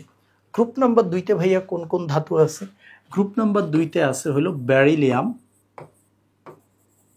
Magnesium, calcium, strontium, তারপর আছে বেরিয়াম এবং রেডিয়াম। যারা আমার মতো ছোট মানুষ, যাদের খুব বেশি মনে থাকে না, তারা চাইলে ছন্দ ইউজ করতে পারো। ছন্দটা কেমন অনেকেই জানো অলরেডি, যে বিরিয়ানি, মোগলাই, তবে আই লাভ কাচ্চি, কিন্তু এখানে তো কাচ্চির কথা বলে নাই। বিরিয়ানি, মোগলাই, কাবাব না, বলো যে কাচ্চি সরিয়ে, না কাচ্চি সরানো যাবে না, সরি, তাহলে কাবাবই থাকুক। বিরিয়ানি, মোগলাই, কাবাব সরিয়ে বাইরে রাখো, ক্লাস টাইমে এসব খাওয়া যাবে না। আর যদি কাচ্চি বলতাম তাহলে বলতাম যে বাটিতে রাখো। এই ছন্দ একটা বললেই হয়, ছন্দ ডাজন্ট ম্যাটার। বিরিয়ানি, মোগলাই, কাবাব সরিয়ে বাইরে রাখো, ঠিক আছে? আচ্ছা, আরেকটা জিনিস তোমাদেরকে একটু বলি, এটা বলা হয় নাই, মাত্র মনে পড়লো। যদি তোমাকে কেউ বলে গ্রুপ 1-এর সাধারণ ইলেকট্রন বিন্যাস, বলো তো ভাইয়া। সাধারণ ইলেকট্রন বিন্যাস, সাধারণ ইলেকট্রন বিন্যাস মানে হলো এমন একটা ইলেকট্রন বিন্যাস যেটা এখানের মোটামুটি সব মৌলগুলো ফলো করে। দেখো, হাইড্রোজেনের ইলেকট্রন বিন্যাস কি? 1s1। তুমি লিথিয়ামের ইলেকট্রন বিন্যাস করো 1s2 2s1। তুমি সোডিয়ামের ইলেকট্রন বিন্যাস করো, দেখবে যে দীপ দীপ দীপ দীপ করে এসে লাস্টে আসে 3s1। তাহলে আমি সাধারণ ইলেকট্রন বিন্যাস বলবো। দেখো, ওদের শেষ কক্ষপথের ইলেকট্রন বিন্যাস কি? ns1। ও যে n এর মান কত হয়? n এর মান 1 হইতে পারে, 2 হইতে পারে, 3 4 5 6 7। n এর মান চেঞ্জ হলে ইলেকট্রন বিন্যাস তুমি নতুন নতুন পেয়ে যাবে। এখন হঠাৎ করে কেউ যদি তোমাকে বলে সিজিএম এর ইলেকট্রন বিন্যাস কি, তুমি বলবো সিজিএম আছে কোথায়? 1 2 3 4 5 6। তো প্রথমে বলবো যে 6s1। তার আগে কি করবো? তার আগে হলো সিজিএম এর উপর আলটিমেট যেই সিজিএমের ঠিক আগের যে নিষ্ক্রিয় মৌলটা আছে সেটা বসাই দিবা। সিজিএমের আগের নিষ্ক্রিয় মৌল কোনটা আছে? সিজিএম যেহেতু 6 নাম্বার লাইনে আছে, সিজিএমের আগের নিষ্ক্রিয় মৌলটা হলো, দেখো, হিলিয়াম, নিয়ন, আর্গন, ক্রিপ্টন, জেনন। তার মানে এখানে বসাই দাও জেনন। দেখো, তুমি সিজিএমের ইলেকট্রন বিন্যাস লিখে ফেলছো জেনন 6s1, কিন্তু তুমি জানোই না যে সিজিএমের পারমাণবিক সংখ্যা কত, বাট তুমি লিখে ফেলতে পারছো। এটাই হলো পর্যায় সারণীর পাওয়ার। এখন দেখো তো আমরা যে অ্যাজাম্পশন করছিলাম কিভাবে, দেখো এই যে হলো সিজিএম, আর সিজিএমের আগের মৌল কোনটা? সিজিএমের আগের মৌল হলো এই যে নিষ্ক্রিয় গ্যাস। থার্ড ব্র্যাকেটে নিষ্ক্রিয় গ্যাস লিখে দিলে ইলেকট্রন বিন্যাস ডান, ঠিক আছে? রিটেনে কখনো আসলে এইভাবে মেরে দিবা। পুরো ইলেকট্রন বিন্যাস লিখতে গিয়ে তুমি তোমার জীবন যৌবন ধ্বংস করার কোনো মানে নেই। এবার আসো ভাইয়া, আমাদের যে গ্রুপ নাম্বার 2 আছে, বিরিয়ানি, মোগলাই, কাবাব সরিয়ে বাইরে রাখো, তাদেরকে বলা হয় মৃৎক্ষার ধাতু। তাদেরকে কি বলে? মৃৎক্ষার ধাতু। মৃৎক্ষার। হোয়াই মৃৎক্ষার? মৃৎ ফর এটাকে মাটিতে পাওয়া যায়, ঠিক আছে? সয়েলে পাওয়া যায়, মাটিতে পাওয়া যায়। আর খারের ব্যাখ্যাটা আমরা আগেই জানি, যে এখানের কাউকে যদি আমি পানির সাথে বিক্রিয়া দেই তাহলে এটা কি তৈরি করবে? এটা একটা ক্ষার তৈরি করবে, তবে এটা ডিহাইড্রোক্সি ক্ষার তৈরি করে। হ্যাঁ, মানে এম হাইড্রোক্সাইড। যেমন দেখো, ক্যালসিয়ামের সাথে পানির বিক্রিয়া দিলে সে কি তৈরি করবে? ক্যালসিয়াম হাইড্রোক্সাইড তৈরি করবে এবং হাইড্রোজেন গ্যাস প্রডিউস করবে, তাই তো? এজন্য এটাকে ক্ষার বলে। তবে এখানেও ইম্পোস্টার আছে। Who is the impostor? মনে রাখবে, এখানে ইম্পোস্টার হলো বেরিলিয়াম, কারণ বেরিলিয়াম পানির সাথে কোনো বিক্রিয়া করে না। মনে রাখবে, বেরিলিয়াম যোগ পানি, এটা যেহেতু মৃৎক্ষার ধাতুর গ্রুপেও বিক্রিয়া দেওয়ার কথা, কিন্তু ও বিক্রিয়া দেয় না। কোনো ধরনের পানির সাথেই সে বিক্রিয়া দেয় না, সেটা লিকুইড হোক, গ্যাসিয়াস হোক, কোনোটাই দেয় না। ম্যাগনেসিয়ামের আবার একটা বদভ্যাস হলো, তুমি যদি ম্যাগনেসিয়ামকে ঠান্ডা পানির সাথে অথবা বরফের সাথে বিক্রিয়া দাও, মানে নর্মাল পানি অথবা বরফ, ও বিক্রিয়া করে না। ও কার সাথে বিক্রিয়া করে? ম্যাগনেসিয়াম পানির সাথে বিক্রিয়া করে, তবে পানির গ্যাসিয়াস ফর্মের সাথে, মানে জলীয় বাষ্পের সাথে বিক্রিয়া করে। জলীয় বাষ্পের সাথে ম্যাগনেসিয়াম বিক্রিয়া করে ম্যাগনেসিয়াম হাইড্রোক্সাইড এবং হাইড্রোজেন গ্যাস প্রডিউস করবে, ঠিক আছে? তাইলে দেখো, বেরিলিয়াম বিক্রিয়াই করে না, এজন্য মৃৎক্ষার থেকে বাদ। ম্যাগনেসিয়াম একটু তেরামি করতে গেছিল, কিন্তু যখনই দেখলো যে না, আসলে এবার পানির সাথে বিক্রিয়া না করলে তো সে মৃৎক্ষার হইতে পারবে না, তখন আবার তার গ্যাসিয়াস অংশটা কি করে? বিক্রিয়াটা দেয়, ঠিক আছে? আর আমরা আগেই বলছিলাম, উপর থেকে নিচে গেলে ধাতুর সক্রিয়তা বাড়ে। সো বেরিলিয়ামের চাইতে ম্যাগনেসিয়ামের সক্রিয়তা বেশি, জন্য ও অন্তত গ্যাসের সাথে দেয়, মানে জলীয় বাষ্পের সাথে দেয়। আর calcium react with any format. Any format, ওই যে এই জন্য আমি কোনো ফরম্যাটই লিখি নেই। যারা সব ফরম্যাটের সাথে বিক্রিয়া দেয়, পানি, গ্যাস, তাদেরকে আর লেখার দরকার নেই, ঠিক আছে? তুমি চাইলে লিখতে পারো। স্ট্রনশিয়াম, বেরিয়াম, রেডিয়াম নিয়ে আলাদা আলোচনা করার কিছু নাই। শুধু তোমরা আমাকে একটা জিনিস বলো, যে এখানের সাধারণ ইলেকট্রন বিন্যাস কি হবে? একটু বুদ্ধি খাটালেই তুমি যদি উপরে 3-4টা মৌলের ইলেকট্রন বিন্যাস করো, তুমি দেখতে পাবা যে এখানে সাধারণ ইলেকট্রন বিন্যাস NS2। এখানে সাধারণ ইলেকট্রন বিন্যাস কি NS2। তোমরা একটা জিনিস, আরেকটা ব্যাপার মনে রাখবা রেডিয়ামের ব্যাপারে, রেডিয়াম কিন্তু রাতের বেলা জ্বলতে পারে, এটাকে শতপ্রভা বলে। ঠিক আছে, ও কি করতে পারে, রাতের বেলা জ্বলতে পারে। তোমরা দেখবা রাতের বেলা একলা একা আমাদের ঘড়িতে থাকা রেডিয়াম কি করতে থাকে, জ্বলতে থাকে। এবং দেখবে যে বিভিন্ন ক্লক আছে, বিশেষ করে আজিনা নামের একটা ব্র্যান্ড দিচ্ছে, ফেসবুকে খুব অ্যাড দেয়, তাদের ঘড়িটা রাতের বেলা খুব ঝলঝল করে জ্বলতে থাকে, এটা রেডিয়ামের কারণে। ঠিক আছে, এবং রেডিয়ামের কালার অনেকটাই যে আমরা যে একটা টকটকে কালার ইউজ করি না, এই যে এই টাইপের কালার, এই টাইপের কালার দেখাইতে পারে, বা এই টাইপের আর একটু ডিম আর কি। ওকে, যাই হোক, তাহলে আমরা গ্রুপ 2 জানলাম। এবার আসলে গ্রুপ নাম্বার 13, মাঝখানে যে গ্রুপগুলো আছে 3 থেকে 12, 11 আর 12 একটু লাগবে। আমি 11-12টা দেখাই, একবার ভাবছি দেখাবো না, কিন্তু একটু দেখাই। 11-12 অল্প করে একটু দেখাই, 11-12টা আমাদের লাগবে। গ্রুপ নাম্বার যে 11 আছে, গ্রুপ নাম্বার 11তে কোন কোন মৌল আছে? গ্রুপ নাম্বার 11তে আছে কপার, আর্জেন্টাম, অরাম। এর নিচে আর মনে রাখার দরকার নাই, এবং এটাকে মনে রাখার জন্য ছন্দ মনে রাখতে পারো, কে আগে আসবে। ঠিক আছে, এই গ্রুপের একটা স্পেশাল নাম হলো মুদ্রা ধাতু, কারণ আগে যখন হলো এই টাকা পয়সার প্রচলন ছিল না, কাগজে নোট ছিল না, তখন মানুষ হলো এই এই ধাতুগুলো দিয়ে মুদ্রা বানাইতো। যেমন এটা হলো স্বর্ণ, স্বর্ণ মুদ্রা, এটা হলো সিলভার, রৌপ্য মুদ্রা, আর এটা হলো কপার, তাম্র মুদ্রা, তামা। তো তামার দাম সবচেয়ে কম। তোমরা জানো যে তামা আমাদের ঘর বাড়ির এই কারেন্টের তার ইউজেও ব্যবহৃত হয়। কেজি হইলো তোমার কত, কেজি মনে হয় 2000 টাকা, 2500 টাকা পার কেজি তামা। তারপরে হলো সিলভার, সিলভার হলো তোমার কোনটা, রূপা আর কি, যে রূপা দিয়ে দেখবে যে অনেকে নূপুর বানায়, হ্যাঁ, অনেকে ব্রেসলেট বা সামথিং বানায়, এটার দাম ভালোই, এটার কেজি এক্স্যাক্ট ভ্যালু আমি জানি না, বাট 80-90 হাজার টাকার মতো মেবি এটার কেজি হবে। আর এরপর আসে গোল্ড। গোল্ডের প্রতি 1 গ্রামের দামই এখন মনে হয় 15-16 হাজার টাকা, 1 গ্রাম 15-16 হাজার টাকা। তার মানে গোল্ডের কেজি হিসাব করলে মেবি এটা 1.5 কোটি টাকার উপর যায়, আমার হিসাব করার ইচ্ছা নাই। ঠিক আছে, তুমি 15,000 করে 1000 গ্রামের ইয়ে বের করে, তাইলে বুঝতে পারবো যে এটা অনেক দামি। তো এটা সবচেয়ে কম দামি টাকা ছিল, এটা আরেকটু দামি, এটা আরেকটু দামি, স্বর্ণ মুদ্রা বলতে যেটাকে বোঝায় আর কি। এবং এদের মধ্যে একটা জিনিস মনে রাখবা, এই যে সিলভার অরাম, সিলভার অরাম, এদের মধ্যে কখনোই মরিচা পড়ে না, এবং এই কারণে এই দুইটাকে অভিজাত ধাতু বলে। শুধু এরাই অভিজাত ধাতু না, এদের সাথে আরেকটা মৌল আছে, সেটার নাম হলো প্লাটিনাম। তাদের মধ্যে কখনোই মরিচা পড়ে না, তারা চকচকেই থাকে সবসময়। স্বর্ণে কখনো মরিচা পড়ে না, সিলভারের গহনায় কখনো মরিচা পড়ে না, এই কারণে তাদেরকে বলে অভিজাত ধাতু। অথবা এদেরকে দিয়ে বানানো হয় বিভিন্ন ধরনের গহনা, ঠিক আছে, জুয়েলারি। হ্যাঁ, তোমরা দেখছো যে বিভিন্ন জুয়েলারি প্লাটিনাম রিং হয়, গোল্ডের রিং হয়, সিলভার রিং হয়, কিন্তু তুমি কখনোই দেখবে না কপার বা লোহা দিয়ে কেউ গহনা বানাচ্ছে। হোয়াই? কপার দিয়ে কেন বানায় না? কপারের কালারটা কিন্তু সুন্দর, কপার বা লোহা দিয়ে কেউ বানায় না।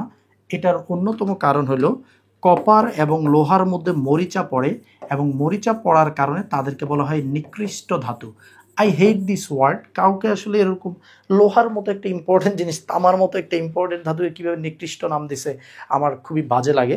বাট কিছু করার নেই, এই দুজন নিকৃষ্ট ধাতু, কারণ তাদের মধ্যে মরিচা পড়ে।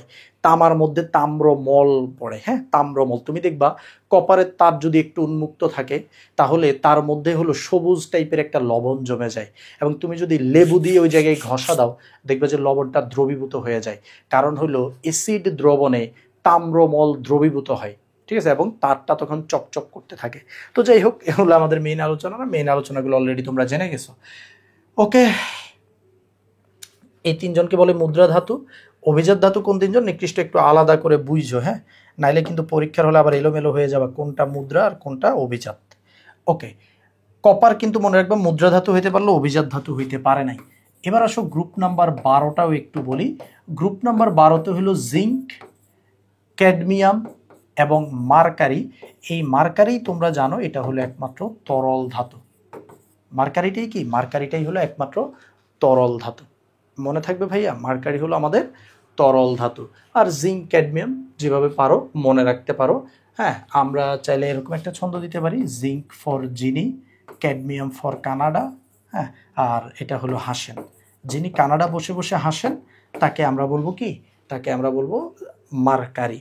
ওকে, তো এটা হলো আমাদের গ্রুপ নাম্বার 12। গ্রুপ নাম্বার 12 এর আসলে কোনো স্পেশাল নাম নাই, এখানে মার্কারিটাই খুব ফেমাস মৌল। এবার আসো মার্কারির ব্যাপারে আরেকটা জিনিস একটু বলি। মার্কারি এমন একটা ধাতু যেটা হলো স্বর্ণকে নষ্ট করে দিতে পারে, ঠিক আছে? এটা কি করতে পারে? অরামকে নষ্ট করে দেয়। হ্যাঁ, দেখো অরাম বা স্বর্ণ এটা কিন্তু কখনো নষ্ট হয় না, কিন্তু এই একমাত্র মার্কারির সাথে যদি আমাদের অরাম কখনো সংস্পর্শে আসে তাহলে অরাম মার্কারি, ঠিক আছে, অরাম মার্কারি, বা এটাকে অ্যামালগাম বলে, ঠিক আছে? তোমরা যেরকম জিঙ্ক অ্যামালগাম দেখছো, জিঙ্ক অ্যামালগাম, এটা হলো তখন অরাম অ্যামালগাম তৈরি হয়। এই অ্যামালগাম কি করে? তুমি যদি থার্মোমিটারে থাকা 1-2 ফোঁটা যেই মার্কারি আছে, থার্মোমিটারে কিন্তু এই পারদ বা মার্কারি ব্যবহার করে, মার্কারির আরেক নামই পারদ, এটা যদি তুমি ভেঙে কোনো স্বর্ণের মধ্যে দাও, তুমি দেখবে কিছুদিনের মধ্যেই স্বর্ণটা, কিছু দিন না 2-3 দিনের মধ্যেই স্বর্ণটা একদম সিলভার কালারের হয়ে যাবে, এবং তুমি হাত দিয়ে ধরলে এটা ছাইয়ের মতো হয়ে যাবে, ঠিক আছে? এইভাবে তুমি এভাবে উড়াই দিতে পারবা। মানে স্বর্ণকে নষ্ট করার একমাত্র ওয়ে হলো এই মার্কারি ব্যবহার করা। এবং দ্য বিগেস্ট আইরনি ইজ, পর্যায় সারণীতে যদি তুমি খেয়াল করো, এই মার্কারি এবং অরাম পাশাপাশি বসে আছে। দেখো মার্কারি এবং অরাম পর্যায় সারণীতে পাশাপাশি বসে আছে। এই যে মার্কারি, এই যে অরাম, একজনের সাথে একজন মিশলে কিন্তু শেষ। তো ওরা পর্যায় সারণীতে পাশে থাকলেও তুমি তোমার বাসায় কখনো কি করবা না, স্বর্ণের পাশে হলো থার্মোমিটার রাখবা না, ভেঙে গেলে গেম ওভার। ওকে, তাহলে আমরা 12 পর্যন্ত দেখছি। এবার হলো গ্রুপ নাম্বার একটু 13 থেকে দেখি। 13 নম্বর গ্রুপে কে আছে? 13 নম্বর গ্রুপ মনে রাখবা, এটা সবাই ভুলে যায়। Boron, aluminium, gallium, indium, thallium, thallium, তারপরে নিহোনিয়াম। আচ্ছা, নিহোনিয়াম তুমি চাইলে মনে রাখতে পারো, অথবা মনে না রাখলেও অত প্যারা নেই। কেন এগুলো বলতেছি মনে না রাখলেও প্যারা নেই? কারণ হলো এই যে নিহোনিয়াম, মানে এই লাস্টের এই লাইনটা যেটা পুরোটা পিঙ্ক করা, তুমি দেখো এখানে দুইটা জিনিস। এক হলো এখানে একটা কি দেখতে পাচ্ছ, একটা ত্রিফয়েল সাইন দেখতে পাচ্ছ, এবং এখানে তুমি আরেকটা জিনিসও দেখতে পাচ্ছ। এই ত্রিফয়েলের সাথে দেখো এখানে পিঙ্ক করা। আমাদের পর্যায় সারণী বলে দিছে যারা পিঙ্ক তারা হলো সিনথেটিক, মানে এগুলোকে মানুষ ল্যাবে বানাইছে। একটা মৌল, এটাকে ল্যাবে বানানো হয়েছে, তার উপর এটা আবার কি, এটা আবার হলো তেজস্ক্রিয়, তাইলে বুঝে যাচ্ছে যে এইটা নিয়ে আসলে পড়াশোনার অত দরকার নাই, ঠিক আছে? তাও আমরা জাস্ট লেখা ভদ্রতার খাতিরে লিখলাম। তাহলে আমাদের কি কি মৌল হইল? Boron, aluminium, gallium, indium, thallium, ঠিক আছে? এটা মনে রাখার ছন্দটা খুবই ইন্টারেস্টিং। এটার ছন্দটা হলো বারেক, আলী, গেল, ইন্ডিয়া, থাইল্যান্ড এবং নেপাল।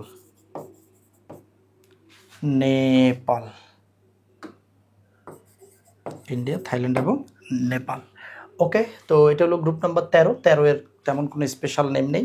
এখানে শুধু একটা জিনিস খুব ভালো করে মনে রাখবা, সেটা হলো আমাদের যে বোরনকে দেখতে পাচ্ছ, বোরন কিন্তু একটা অপধাতু। বোরন কি? বোরন একটা অপধাতু। আর বাকি যারা আছে তারা সবাই কি? তারা সবাই হলো ধাতু।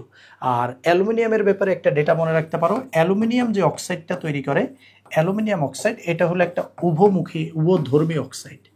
উভধর্মী অক্সাইড মানে হলো এই অক্সাইডের মধ্যে অ্যাট এ টাইম অম্লধর্ম এবং অ্যাট এ টাইম ক্ষারধর্ম বিরাজ করে।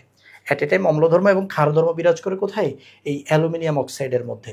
মনে থাকবে ভাইয়া। আর যদি কেউ তোমাকে এসে জিজ্ঞেস করে যে এদের সাধারণ ইলেকট্রন বিন্যাস কি, হবে, তুমি সিম্পলি বলে দিবা, দেখো সাধারণ ইলেকট্রন বিন্যাস জানার জন্য তোমরা কি করবে? পর্যায় সারণীর দিকে তাকাবা।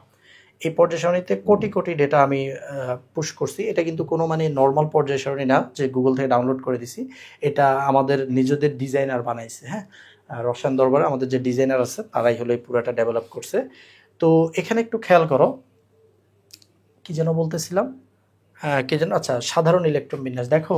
এই যে 2s2 2p1 ইলেকট্রন বিন্যাস আছে, 3s2 3p1, 4s2 4p1, 5s2 5p1। তুমি শুধু লাস্টের ইলেকট্রন বিন্যাসটা দেখবা, এবং এটা দেখে আমরা বলে দিতে পারি যে শেষ কক্ষপথের ইলেকট্রন বিন্যাস হলো ns2np1। হ্যাঁ, তোমরা হয়তো এখন ভালো করে দেখতে পাও নাই, কিন্তু তোমরা যখন পর্যায় সারণীতে একটু ডাউনলোড করে নিবা তখন তোমরা এটা ক্লিয়ারলি দেখতে পাবা। ঠিক আছে, ক্লিয়ারলি দেখতে পাবা। তাহলে আমাদের কোথায় আছি আমরা? এই যে এখানে সাধারণ ইলেকট্রন বিন্যাস কি হবে? সাধারণ ইলেকট্রন বিন্যাস হবে ns2np1। এবার আসো ভাইয়া গ্রুপ নাম্বার 14। গ্রুপ নাম্বার 14কে বলা হয় কার্বন গ্রুপ। গ্রুপ নাম্বার 14 কি বলে? Carbon group. Carbon, silicon, germanium, SN lead.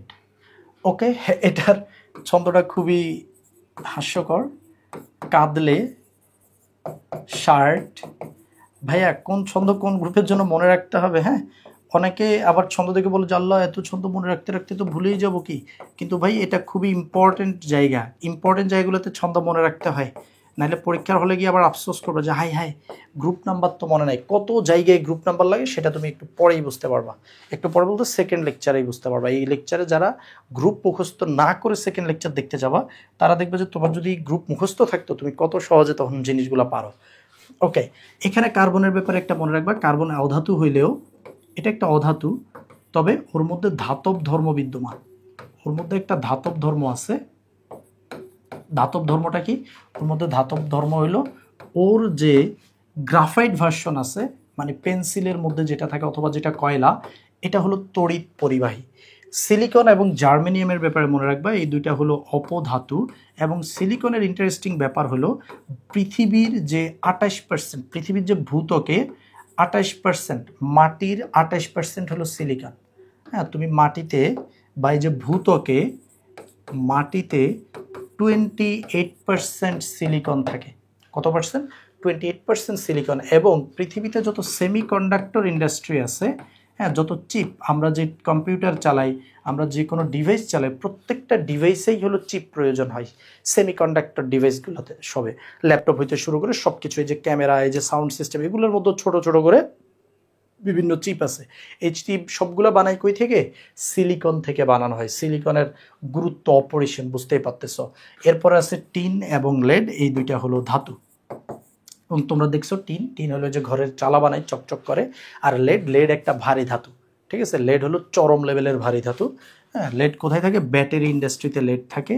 হ্যাঁ, যেখানে ব্যাটারি ভাঙা হয়, যেখানে ব্যাটারি বানানো হয়, ওইসব জায়গাগুলোতে লেড থাকে। এবং লেড মানে জীবন একদম তাফাল্লিং করে দিবে। ঠিক আছে, যেখানে লেড থাকবে সেখানে হলো কার্সিনোজেনিক। লেড হলো কার্সিনোজেনিক, মানে ক্যান্সার সৃষ্টিকারী।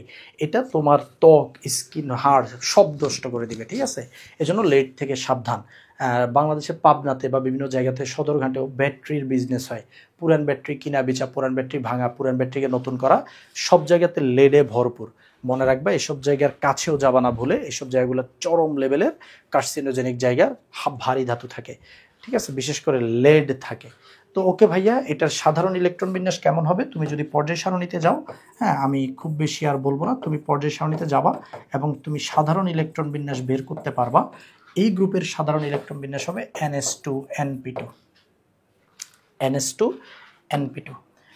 এরপর আসো ভাইয়া গ্রুপ নাম্বার 15। গ্রুপ নাম্বার 15, এটার ছন্দটা আমার খুব ফেভারিট, কারণ এটার ছন্দটা হলো খুবই বাস্তবমুখী। Nitrogen, phosphorus, arsenic, antimony, bismuth. তো এখানে ছন্দটা হলো নাইট্রোজেন ফর না, পি ফর পড়িলে, আসিবে,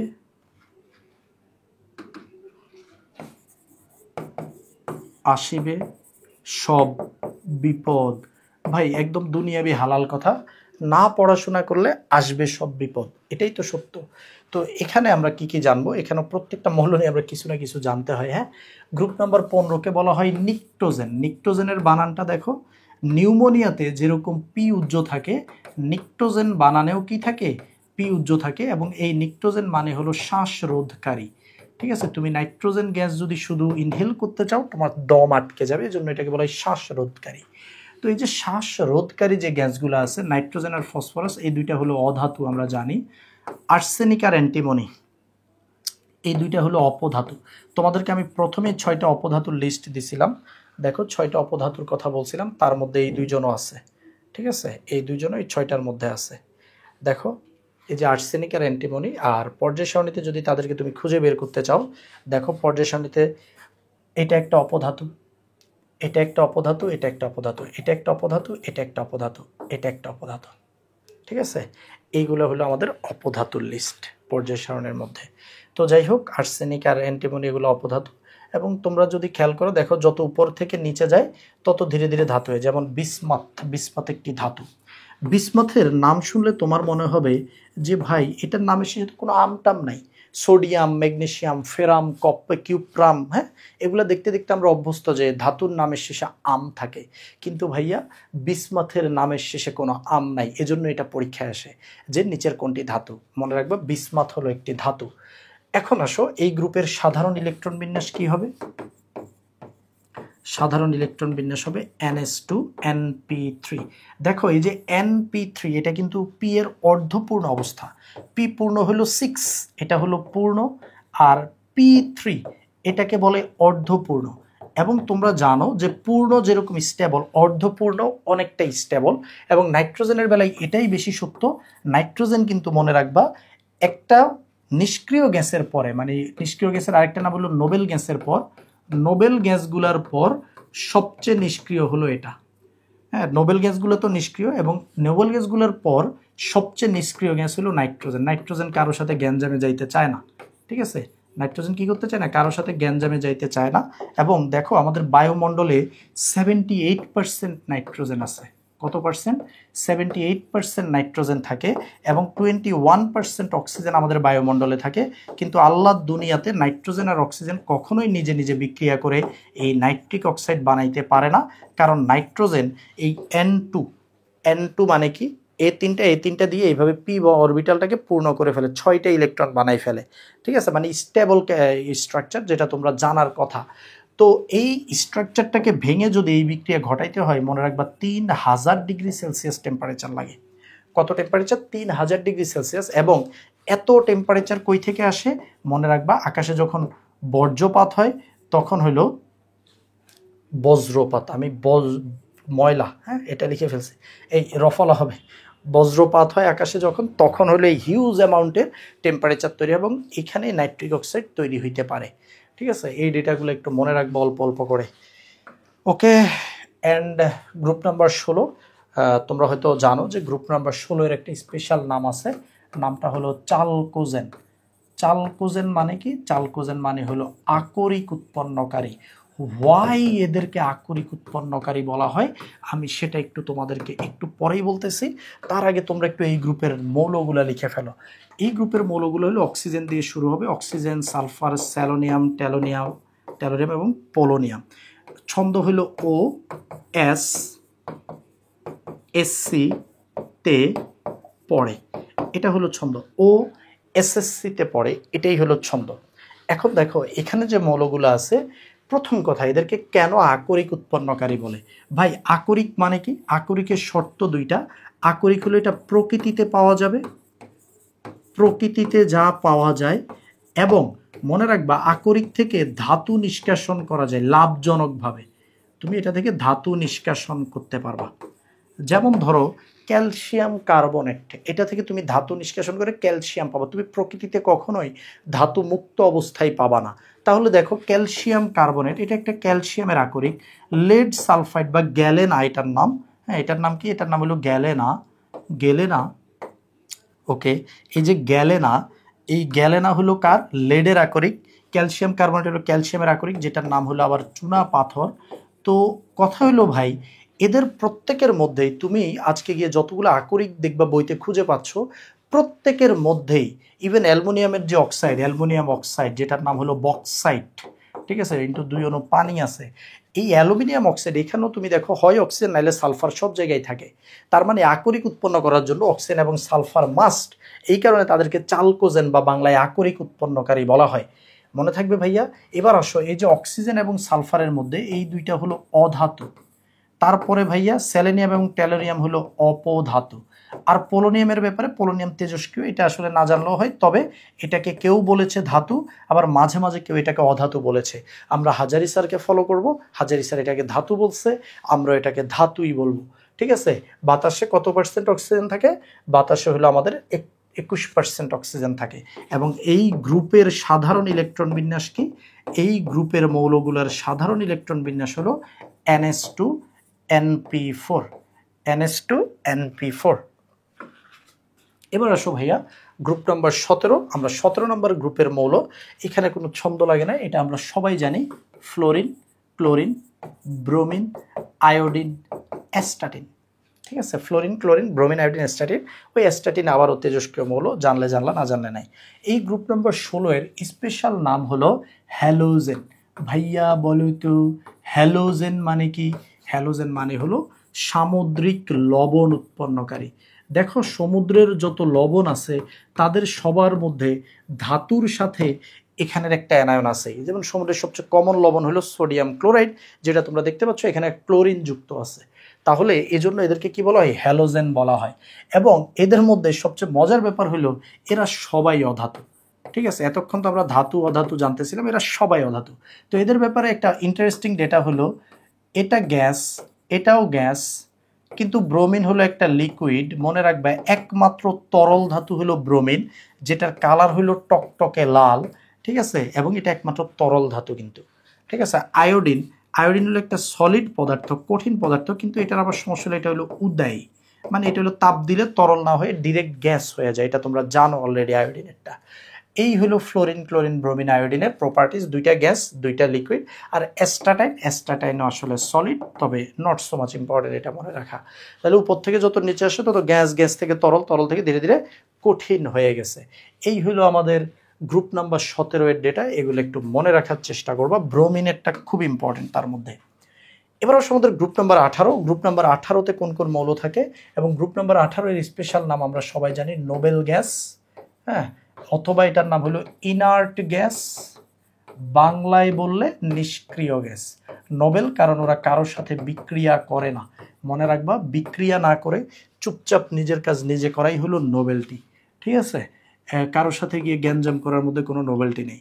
তাহলে হিলিয়াম, নিয়ন, আর্গন, ক্রিপ্টন, জেনন, রেডন, অর্গানেসন। যদি অর্গানেসন আসলে লাগে না তাও মনে রাখতে পারো। হিলিয়াম, নিয়ন, আর্গন, ক্রিপ্টন, জেনন, রেডন, অর্গানেসন, তারা কারোর সাথেই বিক্রিয়া করে না, তারা যৌগ গঠন করে না। তবে এখানে জেনন ইজ দ্য ইম্পোস্টার।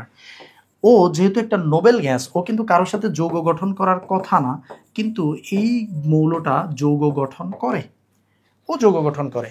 এবং ওর অনেকগুলো যৌগ পাওয়া যায়, যেমন xenon dioxide, xenon dioxo difluoride, dioxo difluoride, xenon tetrafluoride, হ্যাঁ, তারপরে জেনন হেক্সাফ্লোরাইড, এরকম বিভিন্ন মৌল পাওয়া যায়। তবে ও মনে রাখবা শুধুমাত্র অক্সিজেন এবং ফ্লোরিনের সাথেই মৌল গঠন করে, অন্য কারোর সাথে সে যৌগ গঠন করে না। আর এখানে আরও কিছু ডেটা অনেক মনে রাখার চেষ্টা করবো, যেমন হিলিয়াম কোথায় ব্যবহৃত হয়? হিলিয়াম ব্যবহৃত হয় ডুবুরিদের অক্সিজেন সিলিন্ডারে। ডুবুরিদের অক্সিজেন সিলিন্ডারে সেখানে হিলিয়াম ব্যবহৃত হয়। অক্সিজেনের সাথে হিলিয়াম, ভাইব না যে 100% হিলিয়াম দেয়, মানুষ অবশ্যই অক্সিজেন লাগবে, 20% অক্সিজেন, বাকি 80% হিলিয়াম দেয়। আর কোথায় আছে? এটা হলো গ্যাস বেলুনে। তোমরা জানো যে গ্যাস বেলুনে হাইড্রোজেন যদি দেয় তাহলে হাইড্রোজেন কি হবে? হাইড্রোজেন কিন্তু সবচেয়ে হালকা। গ্যাস বেলুনের কাজ কি? আমরা কোনো একটা জায়গায় যখন উদ্বোধন করতে যাই, ক্যাচাং করে কেটে দেয়, ঘ্যাচাং করে উড়ে চলে যায়। তো কথা হলো এটা উড়ে যাবে কারা? যাদের ভর অনেক কম। এখন সবচেয়ে কম ভর কার? সবচেয়ে কম ভর কিন্তু হাইড্রোজেনের। কারণ হাইড্রোজেনের ভর যে হাইড্রোজেন H2 যখন গঠন করে ওর ভর 2, হিলিয়ামের ভর কিন্তু হলো 4। তো এই হিসাবে হিলিয়ামের ভর বেশি, বাট স্টিল আমরা হিলিয়াম ইউজ করি। কেন? কারণ মনে রাখবে হাইড্রোজেন হলো একটা দাহ্য জিনিস।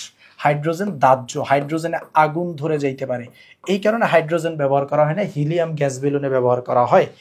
মজার ব্যাপার হলো আমাদের বাংলাদেশের কিছু অসাধু ব্যবসায়ী আছে, তারা হলো হাইড্রোজেন গ্যাস ভরেই দেয়, কারণ হাইড্রোজেন গ্যাস অতি সহজে উড়েই ফেলতে পারে এবং হাইড্রোজেন গ্যাসের দাম কম। এবং এটার কারণে বাংলাদেশে অসংখ্য দুর্ঘটনা এখন পর্যন্ত ঘটছে।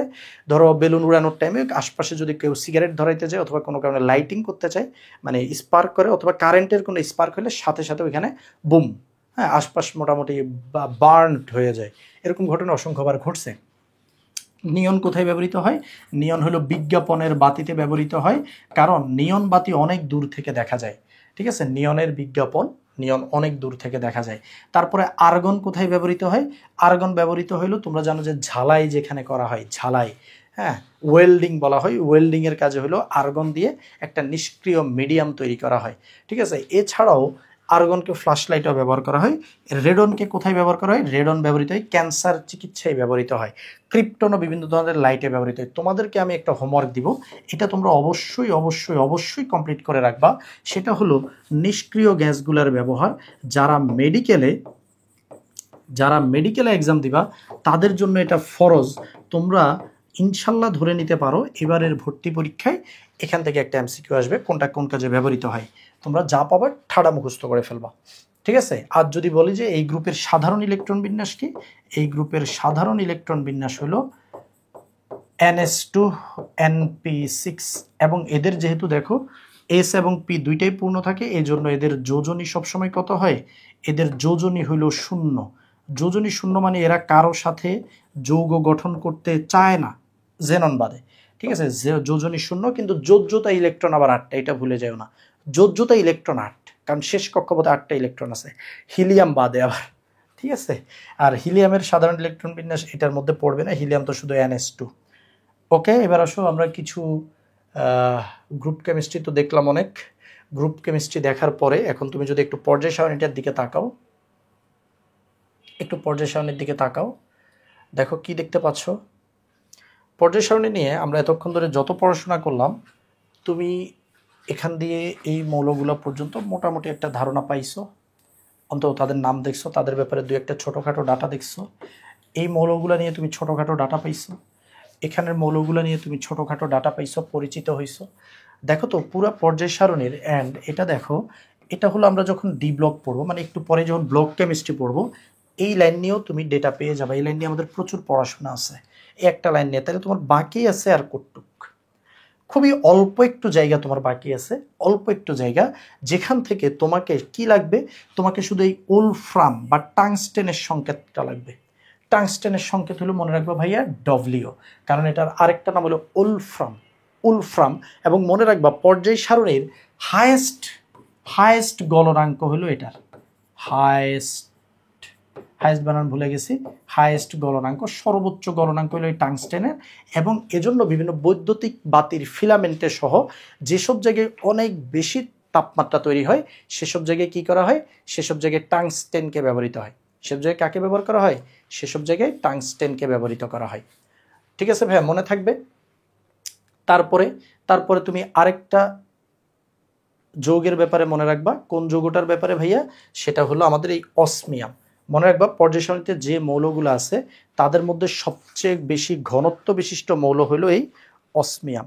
সবচেয়ে বেশি ঘনত্ব বিশিষ্ট মৌল কোনটা, সবচেয়ে বেশি ঘনত্ব বিশিষ্ট মৌল হলো আমাদের এই অসমিয়াম। ঠিক আছে ভাইয়া, অসমিয়াম হলো সবচেয়ে বেশি ঘনত্বের মৌল। তবে কারো কারো মতে সেটা ইরিডিয়াম, কারো কারো মতে সেটা কি, সেটা ইরিডিয়াম। যদি কখনো অপশন অসমিয়ামকে না পাও, অসমিয়াম আর ইরিডিয়াম দেও কাছাকাছি, অসমিয়ামকে না পাইলে কাকে দাগাই দিবা, ইরিডিয়ামকে দাগাই দিবা। মনে থাকবে। ওকে, তাহলে ভাইয়া দেখো পর্যায় সারণীর তোমার আর খুব বেশি কিছু অজানা আসলে নাই। হ্যাঁ, ইভেন প্লাটিনাম সম্পর্কেও তুমি হালকা পাতলা অলরেডি জেনে গেছো। হ্যাঁ, তারপরে প্যালাডিয়াম নিয়ে যদিও খুব একটা জানার কিছু নাই, তোমার দেখো যে পর্যায় সারণী নিয়ে ওভারঅল একটা আইডিয়া কিন্তু হয়ে গেছে। পর্যায় সারণী আমাদের নখদর্পণে চলে আসছে। ঠিক আছে, এরপরে আরও আসবে, আরও আমরা এই থোরিয়াম নিয়ে জানবো, ল্যান্থান আবার অ্যাক্টিনিয়াম নিয়ে জানবো।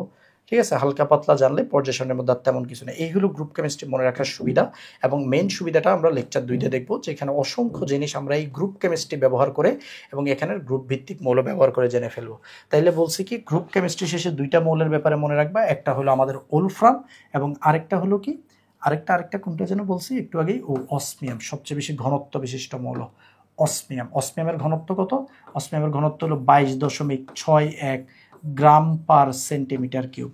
আর যে ইরিডিয়াম আছে, ইরিডিয়ামের ঘনত্ব হলো 22.59 gram per centimetre cube. Can you imagine, তুমি যদি এই 1 কিউব এদ্দুর যদি পানি নাও, তুমি এদ্দুর পানি যেটার ভর 1 গ্রাম, সেটার সেই পরিমাণ অসমিয়াম নিলে সেটার ভর হবে 22.61 গ্রাম। অথবা তুমি যদি 1 লিটার পানি নাও, 1 লিটার পানির ভর 1 কেজি, এতটুকু এই 1 লিটারের যদ্দুর জায়গায় এতটুক জায়গা দিয়ে যদি তুমি ইরিডিয়াম দিয়ে ভরো বা অসমিয়াম দিয়ে ভরো, সেটা 22.61 কেজি। মানে বুঝতে পারতো যে হেভি ওয়েট, তুমি মানে 1 লিটারের একটা জিনিসকে উঠাই ধরে রাখতে পারবা না, প্রচুর ভর। এবার আসো এখানে কিছু ডেটা, আমাদের অভিজাত ধাতু কারা, প্রতিনিধি মৌল কারা, এস ব্লক এবং পি ব্লকের মৌলগুলো একটু পরেই দেখতেছি, সেখানে আরও ক্লিয়ারলি জানবা যে এস ব্লক এবং পি ব্লকের মৌলগুলোকে প্রতিনিধি মৌল বলা হয়। ঠিক আছে, তারপরে বিরল মৃত্তিকা ধাতু হলো ল্যান্থানাইট মৌলগুলোকে বলা হয় উদ্বায়ী ধাতু কারা, তেজস্ক্রিয় ধাতু কারা, চুম্বক ধাতু কারা, নিকৃষ্ট ধাতু কারা। অ্যাকচুয়ালি আমি যেগুলো পড়াইছি এগুলোই বেশি মনে রাখো, অন্যগুলো অত মনে না রাখলেও চলবে। প্রতিরূপী মৌল মনে রাখবা, এস এবং পি ব্লকের মৌলগুলোকে প্রতিরূপী মৌল বলা হয়। ঠিক আছে, ওইটা পরে দেখতেছি, ওইটার মধ্যে বিভিন্ন কাহিনী আছে।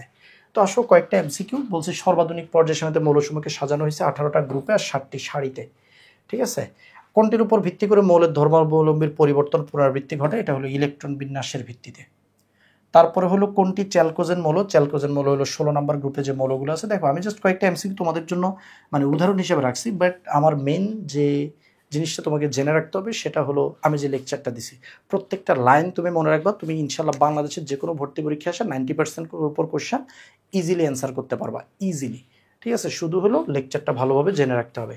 হ্যালোজেন শব্দের অর্থ হলো সামুদ্রিক লবণ উৎপন্নকারী। ক্ষার ধাতুর পরেই অবস্থান হলো মৃৎক্ষার ধাতুগুলা। মৃৎক্ষার ধাতু হলো ব্যারিলিয়াম, ম্যাগনেসিয়াম। নিষ্ক্রিয় মৌলের সাধারণ এখানে নিষ্ক্রিয় গ্যাস হবে। ঠিক আছে, নিষ্ক্রিয় পরে এখানে একটা গ্যাস হবে। নিষ্ক্রিয় গ্যাসের সাধারণত যোজনী কত? নিষ্ক্রিয় গ্যাসের যোজনী 0। কোনটি অভিজাত ধাতু? অভিজাত ধাতু হলো যাদের মধ্যে মরিচা পড়ে না। কক্ষ তাপমাত্রায় কোনটি তরল? একমাত্র মার্কারি কক্ষ তাপমাত্রায় তরল। নিম্নের কোনটি সর্বাধিক সংখ্যক যৌগ গঠন করে? দেখো অপশনের মধ্যে সবগুলো কি দিছে? সবগুলো 18 নম্বর গ্রুপের মৌল দিছে এবং ইটস জেনন, যেটা সর্বোচ্চ মৌল গঠন করে। টাংস্টেনের প্রতীক কি? টাংস্টেনের প্রতীক হলো উলফ্রাম। কক্ষ তাপমাত্রায় কোনটি তরল? কক্ষ তাপমাত্রায় হলো মার্কারি ধাতু হিসেবে, আর ব্রোমিন হলো অধাতু হিসেবে তরল। কোনটি মুদ্রা ধাতু? ইউনো 11 নম্বর গ্রুপের যে মৌল, এখানে ডি নাম্বার অপশন অরাম, হয়তো তোমরা দেখতে পাচ্ছ না, পিডিএফে দেখতে পাবা। ঠিক আছে, জাস্ট এমসিগুলো হুদাই দিছি, যা পড়াচ্ছি তাই আসবে। ঠিক আছে, এবার আসো আমাদের part number 2, block chemistry. Block chemistry আজকে আমাদের শেষ পড়া। এটা পড়লে আমাদের আজকের মতো বিদায়। হ্যাঁ, নেক্সট ক্লাসে আমাদের দেখা হবে আসলে পর্যায়বৃত্ত ধর্ম এবং রাসায়নিক বন্ধন নিয়ে। তো আসো ভাইয়া, block chemistry. What is block chemistry and why it is so important? দেখো আমাদের যে পর্যায় সারণীটা আছে, আমি নিচে একটা পর্যায় সারণী রাখছি। হ্যাঁ, নিচে একটা পর্যায় সারণী দাগাইতে দাগাইতে অবস্থা খারাপ হয়ে যায়। তো এই যে একটা পর্যায় সারণী এত বড় একটা জিনিস, এই জিনিসটা নিয়ে পড়াশোনা করা তো টাফ। কেন টাফ বলতেছি?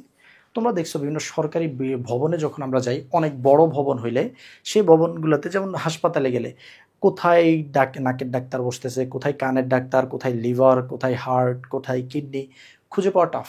এত বড় হসপিটাল, তখন তারা কি করে? হাসপাতালকে বিভিন্ন ব্লকে ভাগ করে। যেমন এটা হলো এ ব্লক, এখানে সব হার্টের ডাক্তার বসবে। এটা বি ব্লক, এখানে সব কিডনির ডাক্তার বসবে। ব্লকে ব্লকে হাসপাতালকে ভাগ করে দেয়। রোগী আসলে বলে আপনি এ ব্লকে যান, আপনি সিতে যান, আপনি ডিতে যান। তো এটা করলে কাজের সুবিধা হয়, ক্লাসিফিকেশন ভালো হয়। হ্যাঁ, আমি আসলে হাত পা বেশি করে নাড়াইতেছি কারণ আমার ঘাড় খুব ব্যথা করতেছে, এই জন্য আমি একটু নাড়ানোর মাধ্যমে ব্যথা উপশম করার চেষ্টা করতেছি। ঠিক আছে, আর তোমরা ভাইবে না যে ভাইয়া তো হাত পা নাড়াই কেন। ওকে, তো কি বলতেছিলাম যে আমাদের এই পর্যায় সারণীটাকে আমরা 4টা ভাগে ভাগ করছি এবং ভাগগুলো কি কি দেখো। এই পর্যায় সারণীকে আমরা 4টা ব্লকে ভাগ করছি, তোমরা হয়তো অলরেডি জানো। এই যে এখানে যে ব্লকটা আছে, এখানে যে মৌলগুলো আছে এগুলোকে আমরা বলি এস ব্লক। তারপরে এখানে যারা আছে, এই উপরের হিলিয়াম বাদে কিন্তু, হ্যাঁ, উপরের হিলিয়াম বাদে যারা আছে তাদেরকে আমরা বলি পি ব্লক। মাঝখান দিয়ে যারা আছে এই অংশটাকে আমরা বলি ডি ব্লক। হ্যাঁ, ডি ব্লক চরম ইম্পর্টেন্ট। আর নিচে যারা আছে, এই যে বারান্দা, হ্যাঁ, বারান্দার মতো করে যারা আছে তাদেরকে আমরা বলি এফ ব্লক। তাদেরকে আমরা কি বলি? F block. তাহলে এটা হলো এস পি, পি, এটা হলো ডি এবং এটা হলো ফাইনালি এফ ব্লক। তো আমরা প্রত্যেকটা ব্লক নিয়ে হালকা পাতলা পড়াশোনা করব। ঠিক আছে, কোন ব্লকে কয়টা মৌল আছে, কিভাবে আছে, আসো আমরা পড়াশোনা করি। সর্বপ্রথম আসো পি ব্লক, এস ব্লক। তোমাকে যদি বলে ভাই এস ব্লক মৌল কারা বা এস ব্লকে কারা থাকে, সহজ কথা, যাদের লাস্ট ইলেকট্রন এসে যায়। ঠিক আছে, যে সকল মৌলের লাস্ট ইলেকট্রন এস উপস্তরে যায়, যাদের লাস্ট ইলেকট্রন এস উপস্তরে যায় তাদেরকে এস ব্লক মৌল বলে।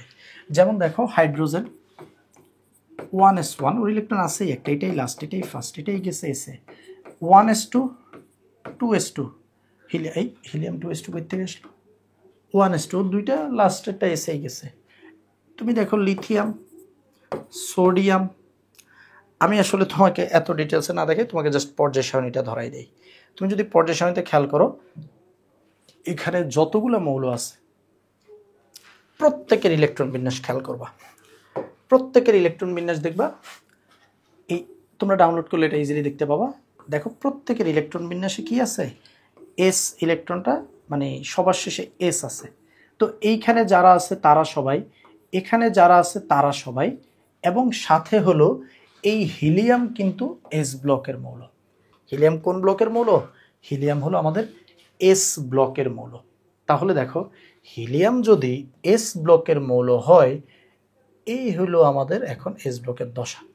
তোমাকে একটা ব্লক থেকে কয়েকটা বেসিক ডেটা তোমাকে মুখস্থ রাখতে হবে। এক, এই ব্লকের মৌলগুলোর অবস্থান কোথায়, তারা কোথায় থাকে। দেখো এই এস ব্লকের মৌলগুলোর অবস্থান আমি তোমাদেরকে অলরেডি দেখাই দিছি গ্রুপ 1 এবং 2 হিলিয়াম বাদে। তারপরে তোমাকে জানতে হবে যে এই এস ব্লকের মৌলগুলার সংখ্যা কতটি। দেখো গ্রুপ 1 আর 2 মৌল আছে 13টা, আর হিলিয়াম সহ টোটাল মৌল হয় 14টা।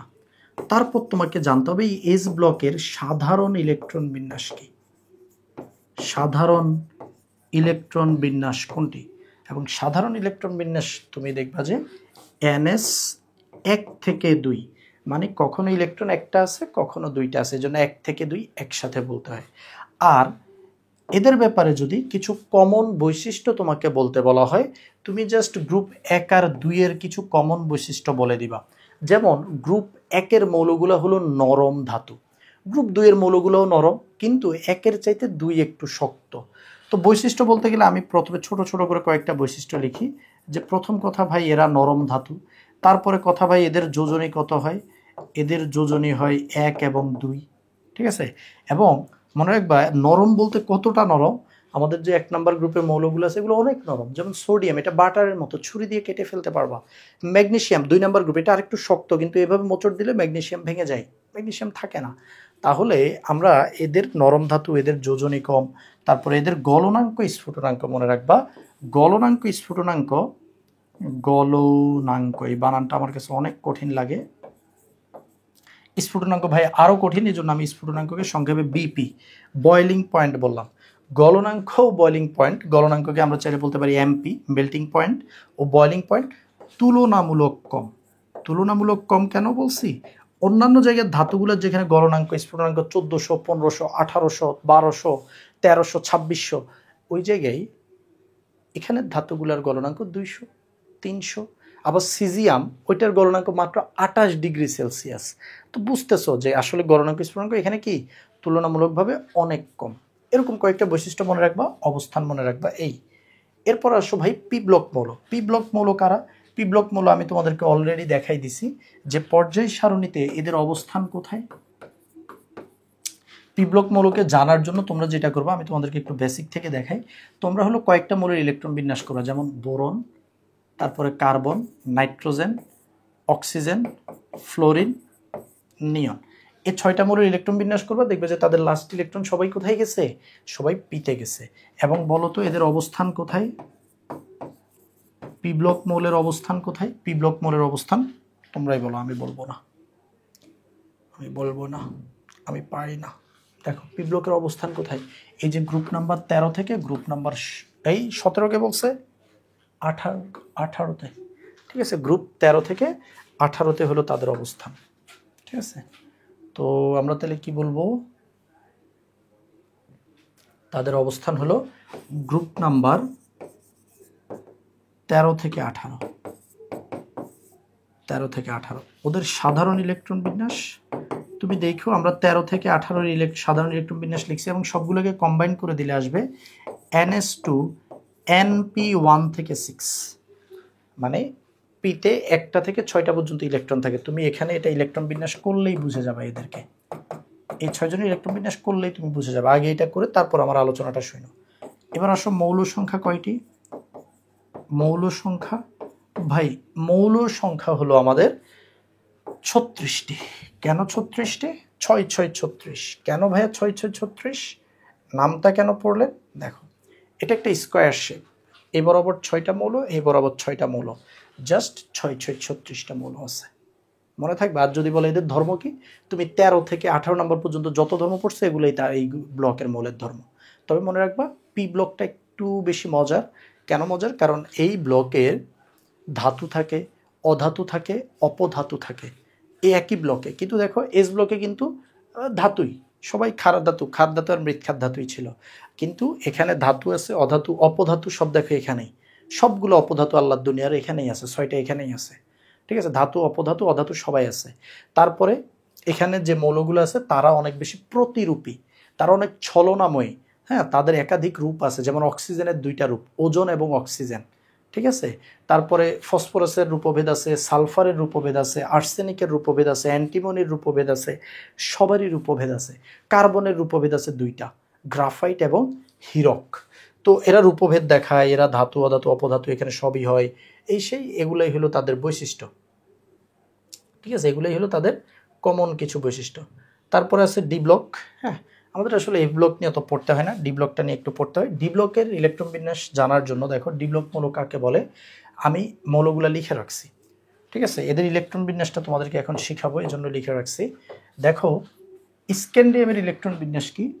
স্ক্যান্ডিয়াম 21, মনে রাখবা, আমরা লিখবো আর্গন 4s3d 21, টাইটানিয়াম 22 লিখে দিবা 4s3d 22, ভ্যানাডিয়াম 23 লিখে দিবা 23, chromium 24, you all know that ক্রোমিয়ামের ক্ষেত্রে 25 লেখা যাবে না। হ্যাঁ, এখানে কি হয় 15 হয়, ক্লাস 9-10 থেকে আমরা পড়ছি। এটা তুমি 25 লিখলে হবে না, বা 24 লিখলে হবে না। কেন হবে না? কারণ আমরা জানি অর্ধপূর্ণ করার জন্য এটাকে 15 হয়ে যায়। তারপর ম্যাঙ্গানিজ ব্যতিক্রম হবে না, 25, লোহা 26, 26, কোবাল্ট 27, 27। ঠিক আছে, এটা খুবই ইফেক্টিভ এবং খুবই সহজে চোখ বন্ধ করে ইলেকট্রন বিন্যাস বলে ফেলা যায়। কপার 29, এটা একটু ব্যতিক্রম আছে, 110, আর জিঙ্ক তো হলো 30 মানে 210। ঠিক আছে, এই হলো আমাদের ইলেকট্রন বিন্যাস। দেখো এদের সবার ইলেকট্রন বিন্যাস, ইলেকট্রন কোথায় গেছে? লাস্ট ইলেকট্রনটা হলো ডিতে প্রবেশ করছে। এখন দেখো তোমাকে যদি আমি বলি ডি ব্লকের অবস্থান কোথায়, অবস্থান দেখো তাদের অবস্থান পর্যায় সারণীতে তাকাও, গ্রুপ নাম্বার 3 থেকে 12 এর মধ্যে আছে।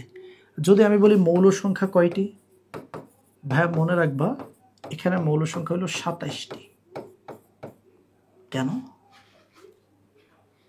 না সরি, 41টা, নট 27। 27 হলো এফ ব্লক। ঠিক আছে, মৌল সংখ্যা 41টা। কেন? দেখো কারণ আছে। মৌল সংখ্যা 41টার কারণ হলো, তুমি তো বলবো ভাই এখানে তো 10টা মৌল, এদিকে 1 2 3 4 5 6 7 8 9 10, 1 2 3 4 40টা হওয়ার কথা। কিন্তু মনে রাখবে এই যে ল্যান্থানাম, এই যে অ্যাক্টিনাম এবং এই যে থোরিয়াম, ল্যান্থানাম আর অ্যাক্টিনামের তো জায়গা এখানে, ল্যান্থানাম অ্যাক্টিনাম, এই যে থোরিয়াম আছে, থোরিয়ামকে তোমরা এদেরকে নিচে দেখলেও, বারান্দার মধ্যে দেখলেও, মানে এফ ব্লকের মধ্যে দেখলেও এরা আসলে ডি ব্লক। এই 3জন কি? এই 3জন আসলে ডি ব্লক। ওই ল্যান্থানাম এক্সট্রা আসার কারণে মৌল সংখ্যা কয়টা হয়ে যায়? 41টা হয়ে যায়। ডি ব্লকে মৌল সংখ্যা কয়টা? 41টা। এবং তোমাকে যদি এখন বলে এদের সাধারণ ইলেকট্রন বিন্যাস কি হবে, তুমি আমার করা সেই ইলেকট্রন বিন্যাস দেখো, এখানে এনএস 1 থেকে 2 থাকে। তুমি খেয়াল করো এস এর মধ্যে কখনো ইলেকট্রন একটা, কখনো 2টা, 1 থেকে 2। তারপরে কি বলবা? ডিতে এই দেখো এখানে ডি তুমি কাকে বলবা? n-1d 1 থেকে 10। n-1 কেন? তুমি যদি একটু খেয়াল করো, তুমি কি করছো, তুমি 4কে অবশ্যই n ধরতে হবে, এটা সর্বোচ্চ কক্ষপথ, তাহলে 3কে কি ধরবা? 3 হলো n-1, n-1 ধরতে হবে, কিছু করার নেই। তো এই জন্য ns 1 থেকে 2, n-1d 1 থেকে 10। তবে একটা জিনিস মনে রাখবা, 1 থেকে 10-এর মধ্যে হইলেও কখনোই, 1 থেকে 10-এর মধ্যে হইলেও কখনো D4 এবং D9 এই স্ট্রাকচারগুলো কখনোই থাকে না। এগুলো ওই যে অর্ধপূর্ণ আর পূর্ণ হয়ে D5 এবং D10 হয়ে যায়। এটা মনে রেখে এমসিকিউতে কখনো লাগলেও লাগতে পারে। ঠিক আছে, এই হলো আমাদের ডি ব্লক মৌল। ঠিক আছে, ডি ব্লক মৌল। এখন ডি ব্লক মৌলের মধ্যে একটা স্পেশাল কেস আছে।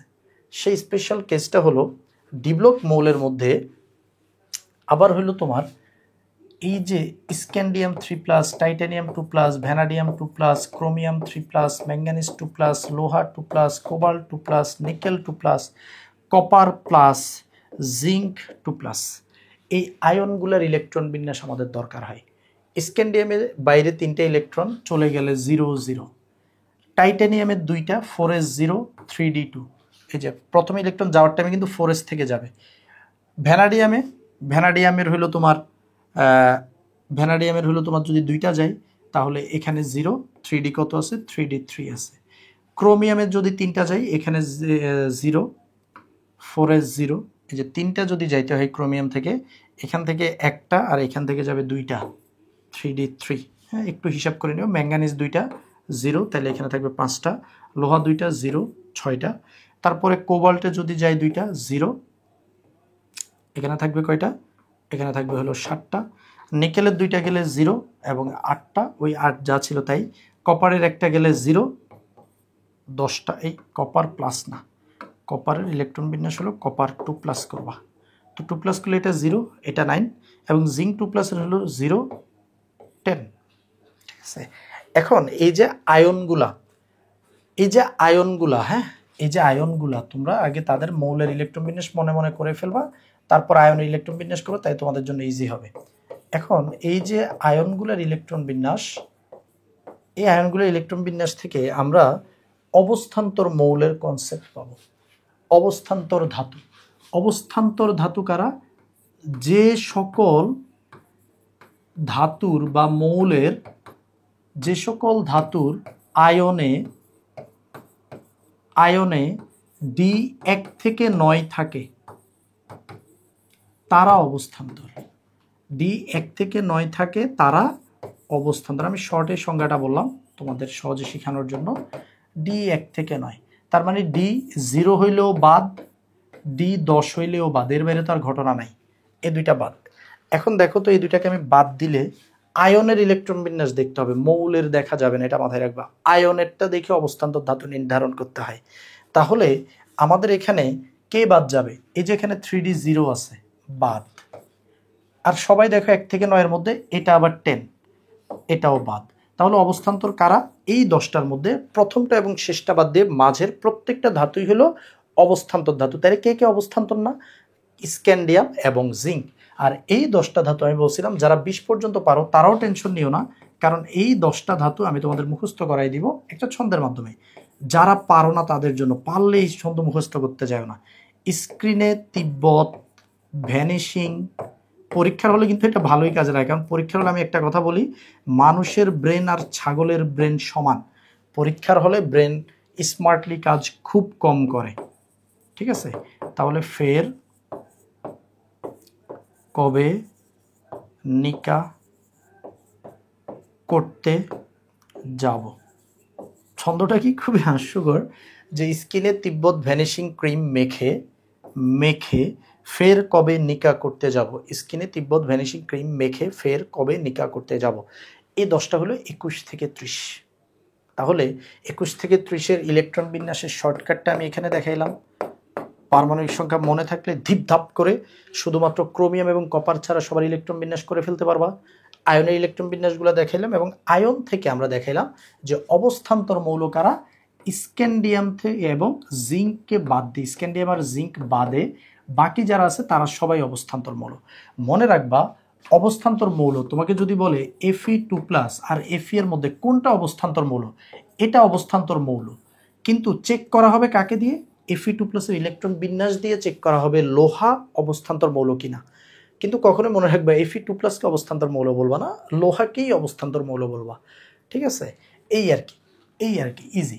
এখন এই অবস্থান্তর মৌলগুলোকে আমরা কেন আলাদা করলাম, অবস্থান্তর মৌলকে আলাদা করার কারণ হলো এই অবস্থান্তর মৌলগুলা কিছু স্পেশাল বৈশিষ্ট্য দেখায়, তাদের কিছু স্পেশাল বৈশিষ্ট্য আছে।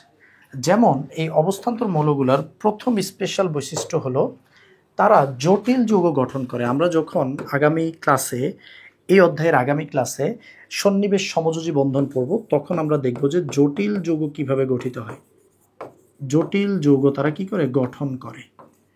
তারপরে ভাইয়া 2 নম্বরে হলো তারা রঙিন যৌগ গঠন করে, মানে অবস্থান্তর মৌলের যে যৌগগুলো আছে তারা রঙিন হয়।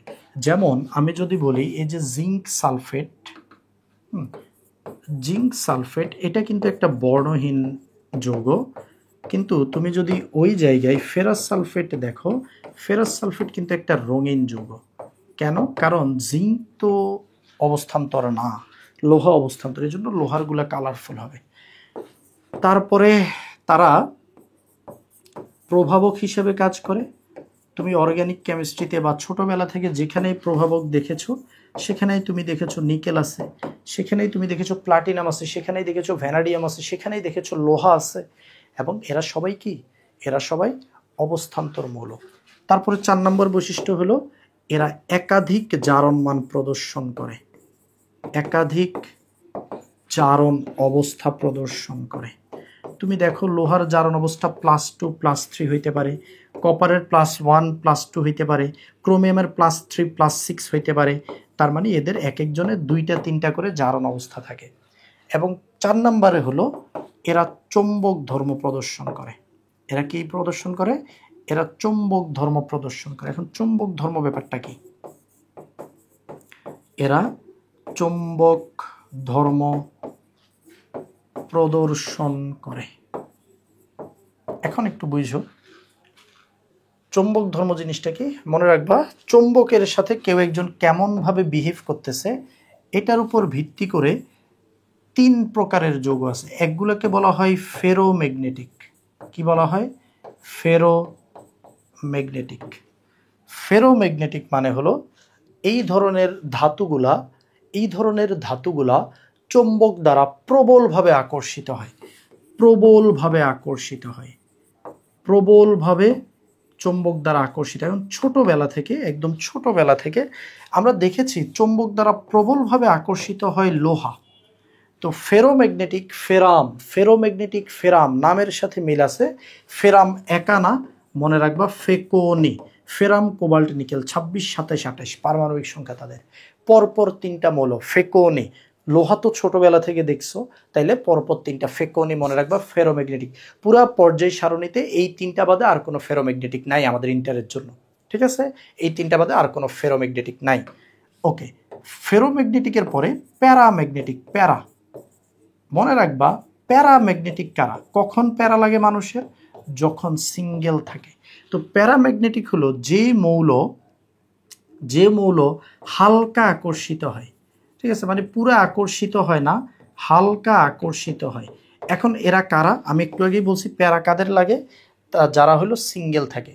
তুমি যেখানেই দেখবা যে একটা হইলেও সিঙ্গেল ইলেকট্রন আছে, যে কোনো জায়গায় এনি জায়গায় একটা সিঙ্গেল ইলেকট্রন আছে, কোন একটা অরবিটালের মধ্যে 2টা না থেকে একটা আছে, সেটাই প্যারা। একটা থাকলেই প্যারা। আর ডায়া কারা?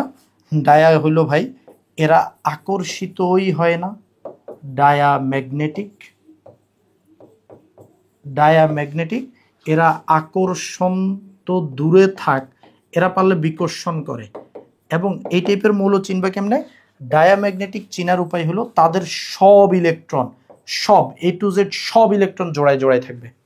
যেমন তোমাকে যদি আমি বলি সোডিয়াম, তুমি বলবো ভাই সোডিয়াম হলো প্যারাম্যাগনেটিক, কারণ ওর মধ্যে একটা সিঙ্গেল ইলেকট্রন আছে।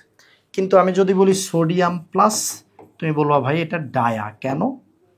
কারণ সোডিয়াম প্লাসের মধ্যে কোনো সিঙ্গেল ইলেকট্রন নাই। তারপরে তোমাকে যদি আমি বলি জিঙ্ক, তুমি বলবা ডায়া, কারণ এর মধ্যে কোনো সিঙ্গেল ইলেকট্রন নাই। কিন্তু আমি যদি তোমাকে বলি নিকেল, তুমি নিকেলের ইলেকট্রন বিন্যাসকে তাফালিং করে ফেলো, দেখবা যে এখানে একটা সিঙ্গেল ইলেকট্রন আছে, এরা হলো প্যারা। তার মানে আমাদের জিঙ্ক হলো ডায়া, আর যেখানে সব ডাবল ইলেকট্রন তারা ডায়া, আর যেখানে একটা হলো সিঙ্গেল ইলেকট্রন আছে তারা হলো প্যারা। আর ফেরোম্যাগনেটিক এটা ফিক্সড, ফেকোনি। আসো আমরা এমসিকিউ প্র্যাকটিস করার মাধ্যমে আমাদের আজকের ক্লাসটা শেষ করতে যাচ্ছি। তোমরা প্রথমে ক্লাসটা চাইলে একটু পজ করতে পারো। এটা পজ করার পরে তোমরা প্রথমে নিজেরা ট্রাই করো, তারপর আমি তোমাদেরকে হেল্প করতেছি। খুব কঠিন কিছু নাই, ঠিক আছে? কঠিন কিছু নেই। আচ্ছা, এ ব্লক নিয়ে বলি না, কারণ এ ব্লক আমাদের অত বেশি প্রয়োজন হয় না। তবে তোমরা চাইলে এ ব্লক সম্পর্কেও জেনে রাখবে। এফ ব্লকের মৌল হলো 27টি। এ ব্লকের মৌল কোথায়? 27টি। এফ ব্লকের অবস্থান কোথায়? এটা এই অবস্থান আর মৌল সংখ্যা এই দুটো অবশ্যই জেনে রাখো। ওর অবস্থান হলো গ্রুপ নাম্বার 3, পর্যায় 6-7। পর্যায় 6-7 গ্রুপ নাম্বার 3-তে অবস্থান করে। মৌল হলো কয়টা? 27টা। ওই যে নিচে 30টা আছে না, 30টার মধ্য থেকে কি হয়েছে? 30টার মধ্য থেকে 3টা বাদ, ল্যান্থানাম, অ্যাক্টিনাম আর থোরিয়াম বাদ, ওরা ডি ব্লক, আর বাকি 27টা। নিষ্ক্রিয় গ্যাসটি এস ব্লক মৌল হিলিয়াম। কোনটি এস ব্লক মৌলের ধর্ম? এস ব্লক মৌল নরম ধাতু, যেহেতু গ্রুপ 1 2 নরম। কোন ধাতব অক্সাইড পানিতে? কোনো ধাতব অক্সাইড, ধাতুর অক্সাইড মনে রাখবা অলওয়েজ ক্ষার। ধাতুর অক্সাইড অলওয়েজ কি তৈরি করবে? ক্ষার তৈরি করবে। কি ক্ষার তৈরি করবে, এই জন্য ওদেরকে ক্ষার ধাতু বলা হয়। তারপরে কি পর্যায় সারণীতে কতটি পি ব্লক? পি ব্লক মৌলের সংখ্যা 36টি। নিচের কোন মৌলটি উপধাতু? উপধাতু হিসেবে আমাদের কে আছে? কোনটা আছে? অ্যান্টিমনি আছে। ঠিক আছে, অ্যান্টিমনি উপধাতু 6টার মধ্যে একটা। পি ব্লক মৌলসমূহকে বলা হয়, পি ব্লক মৌলকে বলা হয় প্রতিরূপী মৌল। ঠিক আছে, প্রতিরূপী মৌল। ডি ব্লকের মৌল সংখ্যা, ডি ব্লক মৌল সংখ্যা 31টি। প্রতিরূপী মৌলটা মনে রাখো। নিচের কোনটিতে অবস্থান্তর মৌলের ইলেকট্রন বিন্যাস? অবস্থান্তর মৌলের ইলেকট্রন বিন্যাস ডি 1 থেকে 9 থাকবে, এই যে এটা। কোনটি অবস্থান্তর মৌল নয়? জিঙ্ক অবস্থান্তর মৌল নয়। ক্রোমিয়াম হচ্ছে কি? ক্রোমিয়াম হচ্ছে একটি অবস্থান্তর ধাতু। অবস্থান্তর ধাতু নয় কোনটি? Again magnesium. ভাই অবস্থান্তর হইতে লাগে ডি ব্লক হইতে হয়, এই বেচারা তো ডি ব্লকই না। ডি ব্লক ছাড়া কেউ অবস্থান্তর হবে না, এটা তোমরা জানো এস ব্লক। তাহলে এটা কিভাবে হয়? টাইটানিয়াম একটা অবস্থান্তর মৌল। ফেরাম, কোবাল্ট, লেড কোন দুটি অবস্থান্তর মৌল নয়? অবস্থান্তর মৌল নয় কোন দুইটা? ঠিক আছে, অবস্থান্তর মৌল নয় কোন দুইটা? প্রথম কথা ভাই, অবস্থান্তর মৌল হইতে হলে ডি ব্লক হইতে হয়। স্ক্যান্ডিয়াম ডি ব্লক হয়েও অবস্থান্তর না। আর এই যে অ্যান্টিমনি, এটাকে তুমি কত নাম্বার গ্রুপে পড়ছো? কত নাম্বার গ্রুপে পড়ছো? কি বলছিলাম, একটা ছন্দ পড়ছিলাম না? এই এসবি যেন কোথায় ছিল? এসবি যেন কোথায় ছিল? না পড়িলে আসিবে সব বিপদ, 15 নাম্বার গ্রুপ। সব, ওই সব 15 নাম্বার। ও তো পি ব্লক, তাহলে ও কেমনে হইলো আমাদের অবস্থান্তর হবে? তাহলে স্ক্যান্ডিয়াম এবং এসবি, অপশনটা কোথায়? স্ক্যান্ডিয়াম এবং এসবি, স্ক্যান্ডিয়াম এবং এসবি। ঠিক আছে, কোন দুইটা অবস্থান্তর? ও আচ্ছা, আরো একটা অবস্থান্তর আছে যে লেড, কাঁদলে শার্ট গেঞ্জি স্যান্ডেল পাবে। তাহলে কোন দুইটা? এখানে দেখো তিনটা অবস্থান্তর নয়, কিন্তু অপশনের মধ্যে এই দুইটা নিয়ে কোনো অপশন নাই। অপশন আছে স্ক্যান্ডিয়াম এবং লেড। দেখো ভালোই গেম দিছে SUST. SUST always fine question করে। নিচের কোন আয়নটির জলীয় দ্রবণ বর্ণহীন? বর্ণহীন মানে যে অবস্থান্তর ধাতু নয়, জিঙ্ক, এটা বর্ণহীন হবে। নিম্নের কোন আয়নটি বর্ণহীন যৌগ গঠন করে? অবশ্যই আমাদের দেখো এখানে সবাই আছে, কপার প্লাস বর্ণহীন হবে, কারণ তুমি কপার প্লাসের ইলেকট্রন বিন্যাস দেখবা 3d10। তো কপার অবস্থান্তর মৌল হলেও কপার প্লাস আকারে থাকলে সে অবস্থান্তর না, কপার 2+ আকারে থাকলে সে অবস্থান্তর, এবং ওই টাইমে সে কালারফুল হবে। কপার প্লাস কালারফুল হবে না। নিচের কোনটি ডায়াম্যাগনেটিক? ডায়াম্যাগনেটিক হলো আমাদের জিঙ্ক। অ্যামোনিয়া উৎপাদনে কোন প্রভাবক ব্যবহার করা হয়? আল্লাহ রে, এটা এখানে যদিও থাকার কথা না, তাও দিলাম। লোহা প্রভাবক হিসেবে ব্যবহৃত হয়। ল্যান্থানাইড সিরিজ ও অ্যাক্টিনাইড সিরিজের মোট মৌল সংখ্যা কত? দেখো ল্যান্থানাইড আর অ্যাক্টিনাইডের মৌল সংখ্যা 30, কিন্তু এফ ব্লক মৌল 27টা। কারণ ল্যান্থানাইড অ্যাক্টিনাইডের মধ্যে 3টা মৌল আছে, যারা এফ ব্লক নয় তারা হলো ডি ব্লক। ওই 3টা কি? ল্যান্থানাম, অ্যাক্টিনাম, তারা নিজে 2জন, আরেকটা হলো থোরিয়াম, তারা এফ ব্লক নয়, তারা ডি ব্লক। এই হলো আমাদের পর্যায় সারণী, এই হলো আমাদের পর্যায় সারণী। ঠিক আছে, আমি পর্যায় সারণীটাকে একটু মুছে দেই। আগেরটাও তো সবাইকে বেঁকে ফেলছি, তো এটা একটু মুছে রাখি। লেখাগুলো মুছে গেলে তোমরা এটাকে পিডিএফের মধ্যে ইউজ করতে পারবা। পিডিএফে আশা করি হাই রেজুলেশনই থাকবে, খুব একটা রেজুলেশন কমবে না। এই আর আজকের ক্লাস আমাদের এখানেই সমাপ্ত। আমাদের আসলে বিগ ক্লাস, মানে এই অধ্যায়ের সবচেয়ে বড় আলোচনা হবে লেকচার নাম্বার 2-তে। লেকচার নাম্বার 2-তে আমরা পার্ট 3 এবং পার্ট 4-এর আলোচনা করব। সবাইকে ধন্যবাদ। ক্লাস শেষে আমার গলাটাও বসে গেছে। ভালো থাকবে, সুস্থ থাকবে, দেখা হবে সেকেন্ড লেকচারে। আর অবশ্যই আমাদের এই যে চেষ্টা তোমাদের জন্য, হ্যাঁ, আমি বিশ্বাস করি আমি তোমাদেরকে যতটুকু শেখানোর চেষ্টা করছি অতটুকু শিখে গেলে তুমি পরীক্ষার হলে অনেক ভালো করতে পারবে ইনশাল্লাহ। কারণ আমি এখানে এক্সট্রা কিছু পড়াই না যেটা হলো তোমার মাথায় বার্ডেন ক্রিয়েট করবে, আবার ইম্পর্টেন্ট কিছু বাদ দিই না যেটা তোমার পরীক্ষা আসলে তুমি পারবা না। সো আমাদের এই চেষ্টা যেটা আমরা তোমাদেরকে উপহার হিসেবে দিচ্ছি, অবশ্যই তোমার বন্ধুদের সাথে শেয়ার করো, তোমার বন্ধু এখান থেকে উপকৃত হতে পারবে। আর আমি বলবো হোঁচট খাওয়ার আগে সাবধান হয়ে যাও। আমার বিশ্বাস তোমরা যারা হোঁচট খাও তারা আমাদের সাথে রেগুলার থাকলে হোঁচট খাবে না ইনশাল্লাহ। সবার জন্য শুভকামনা, বেস্ট অফ লাক।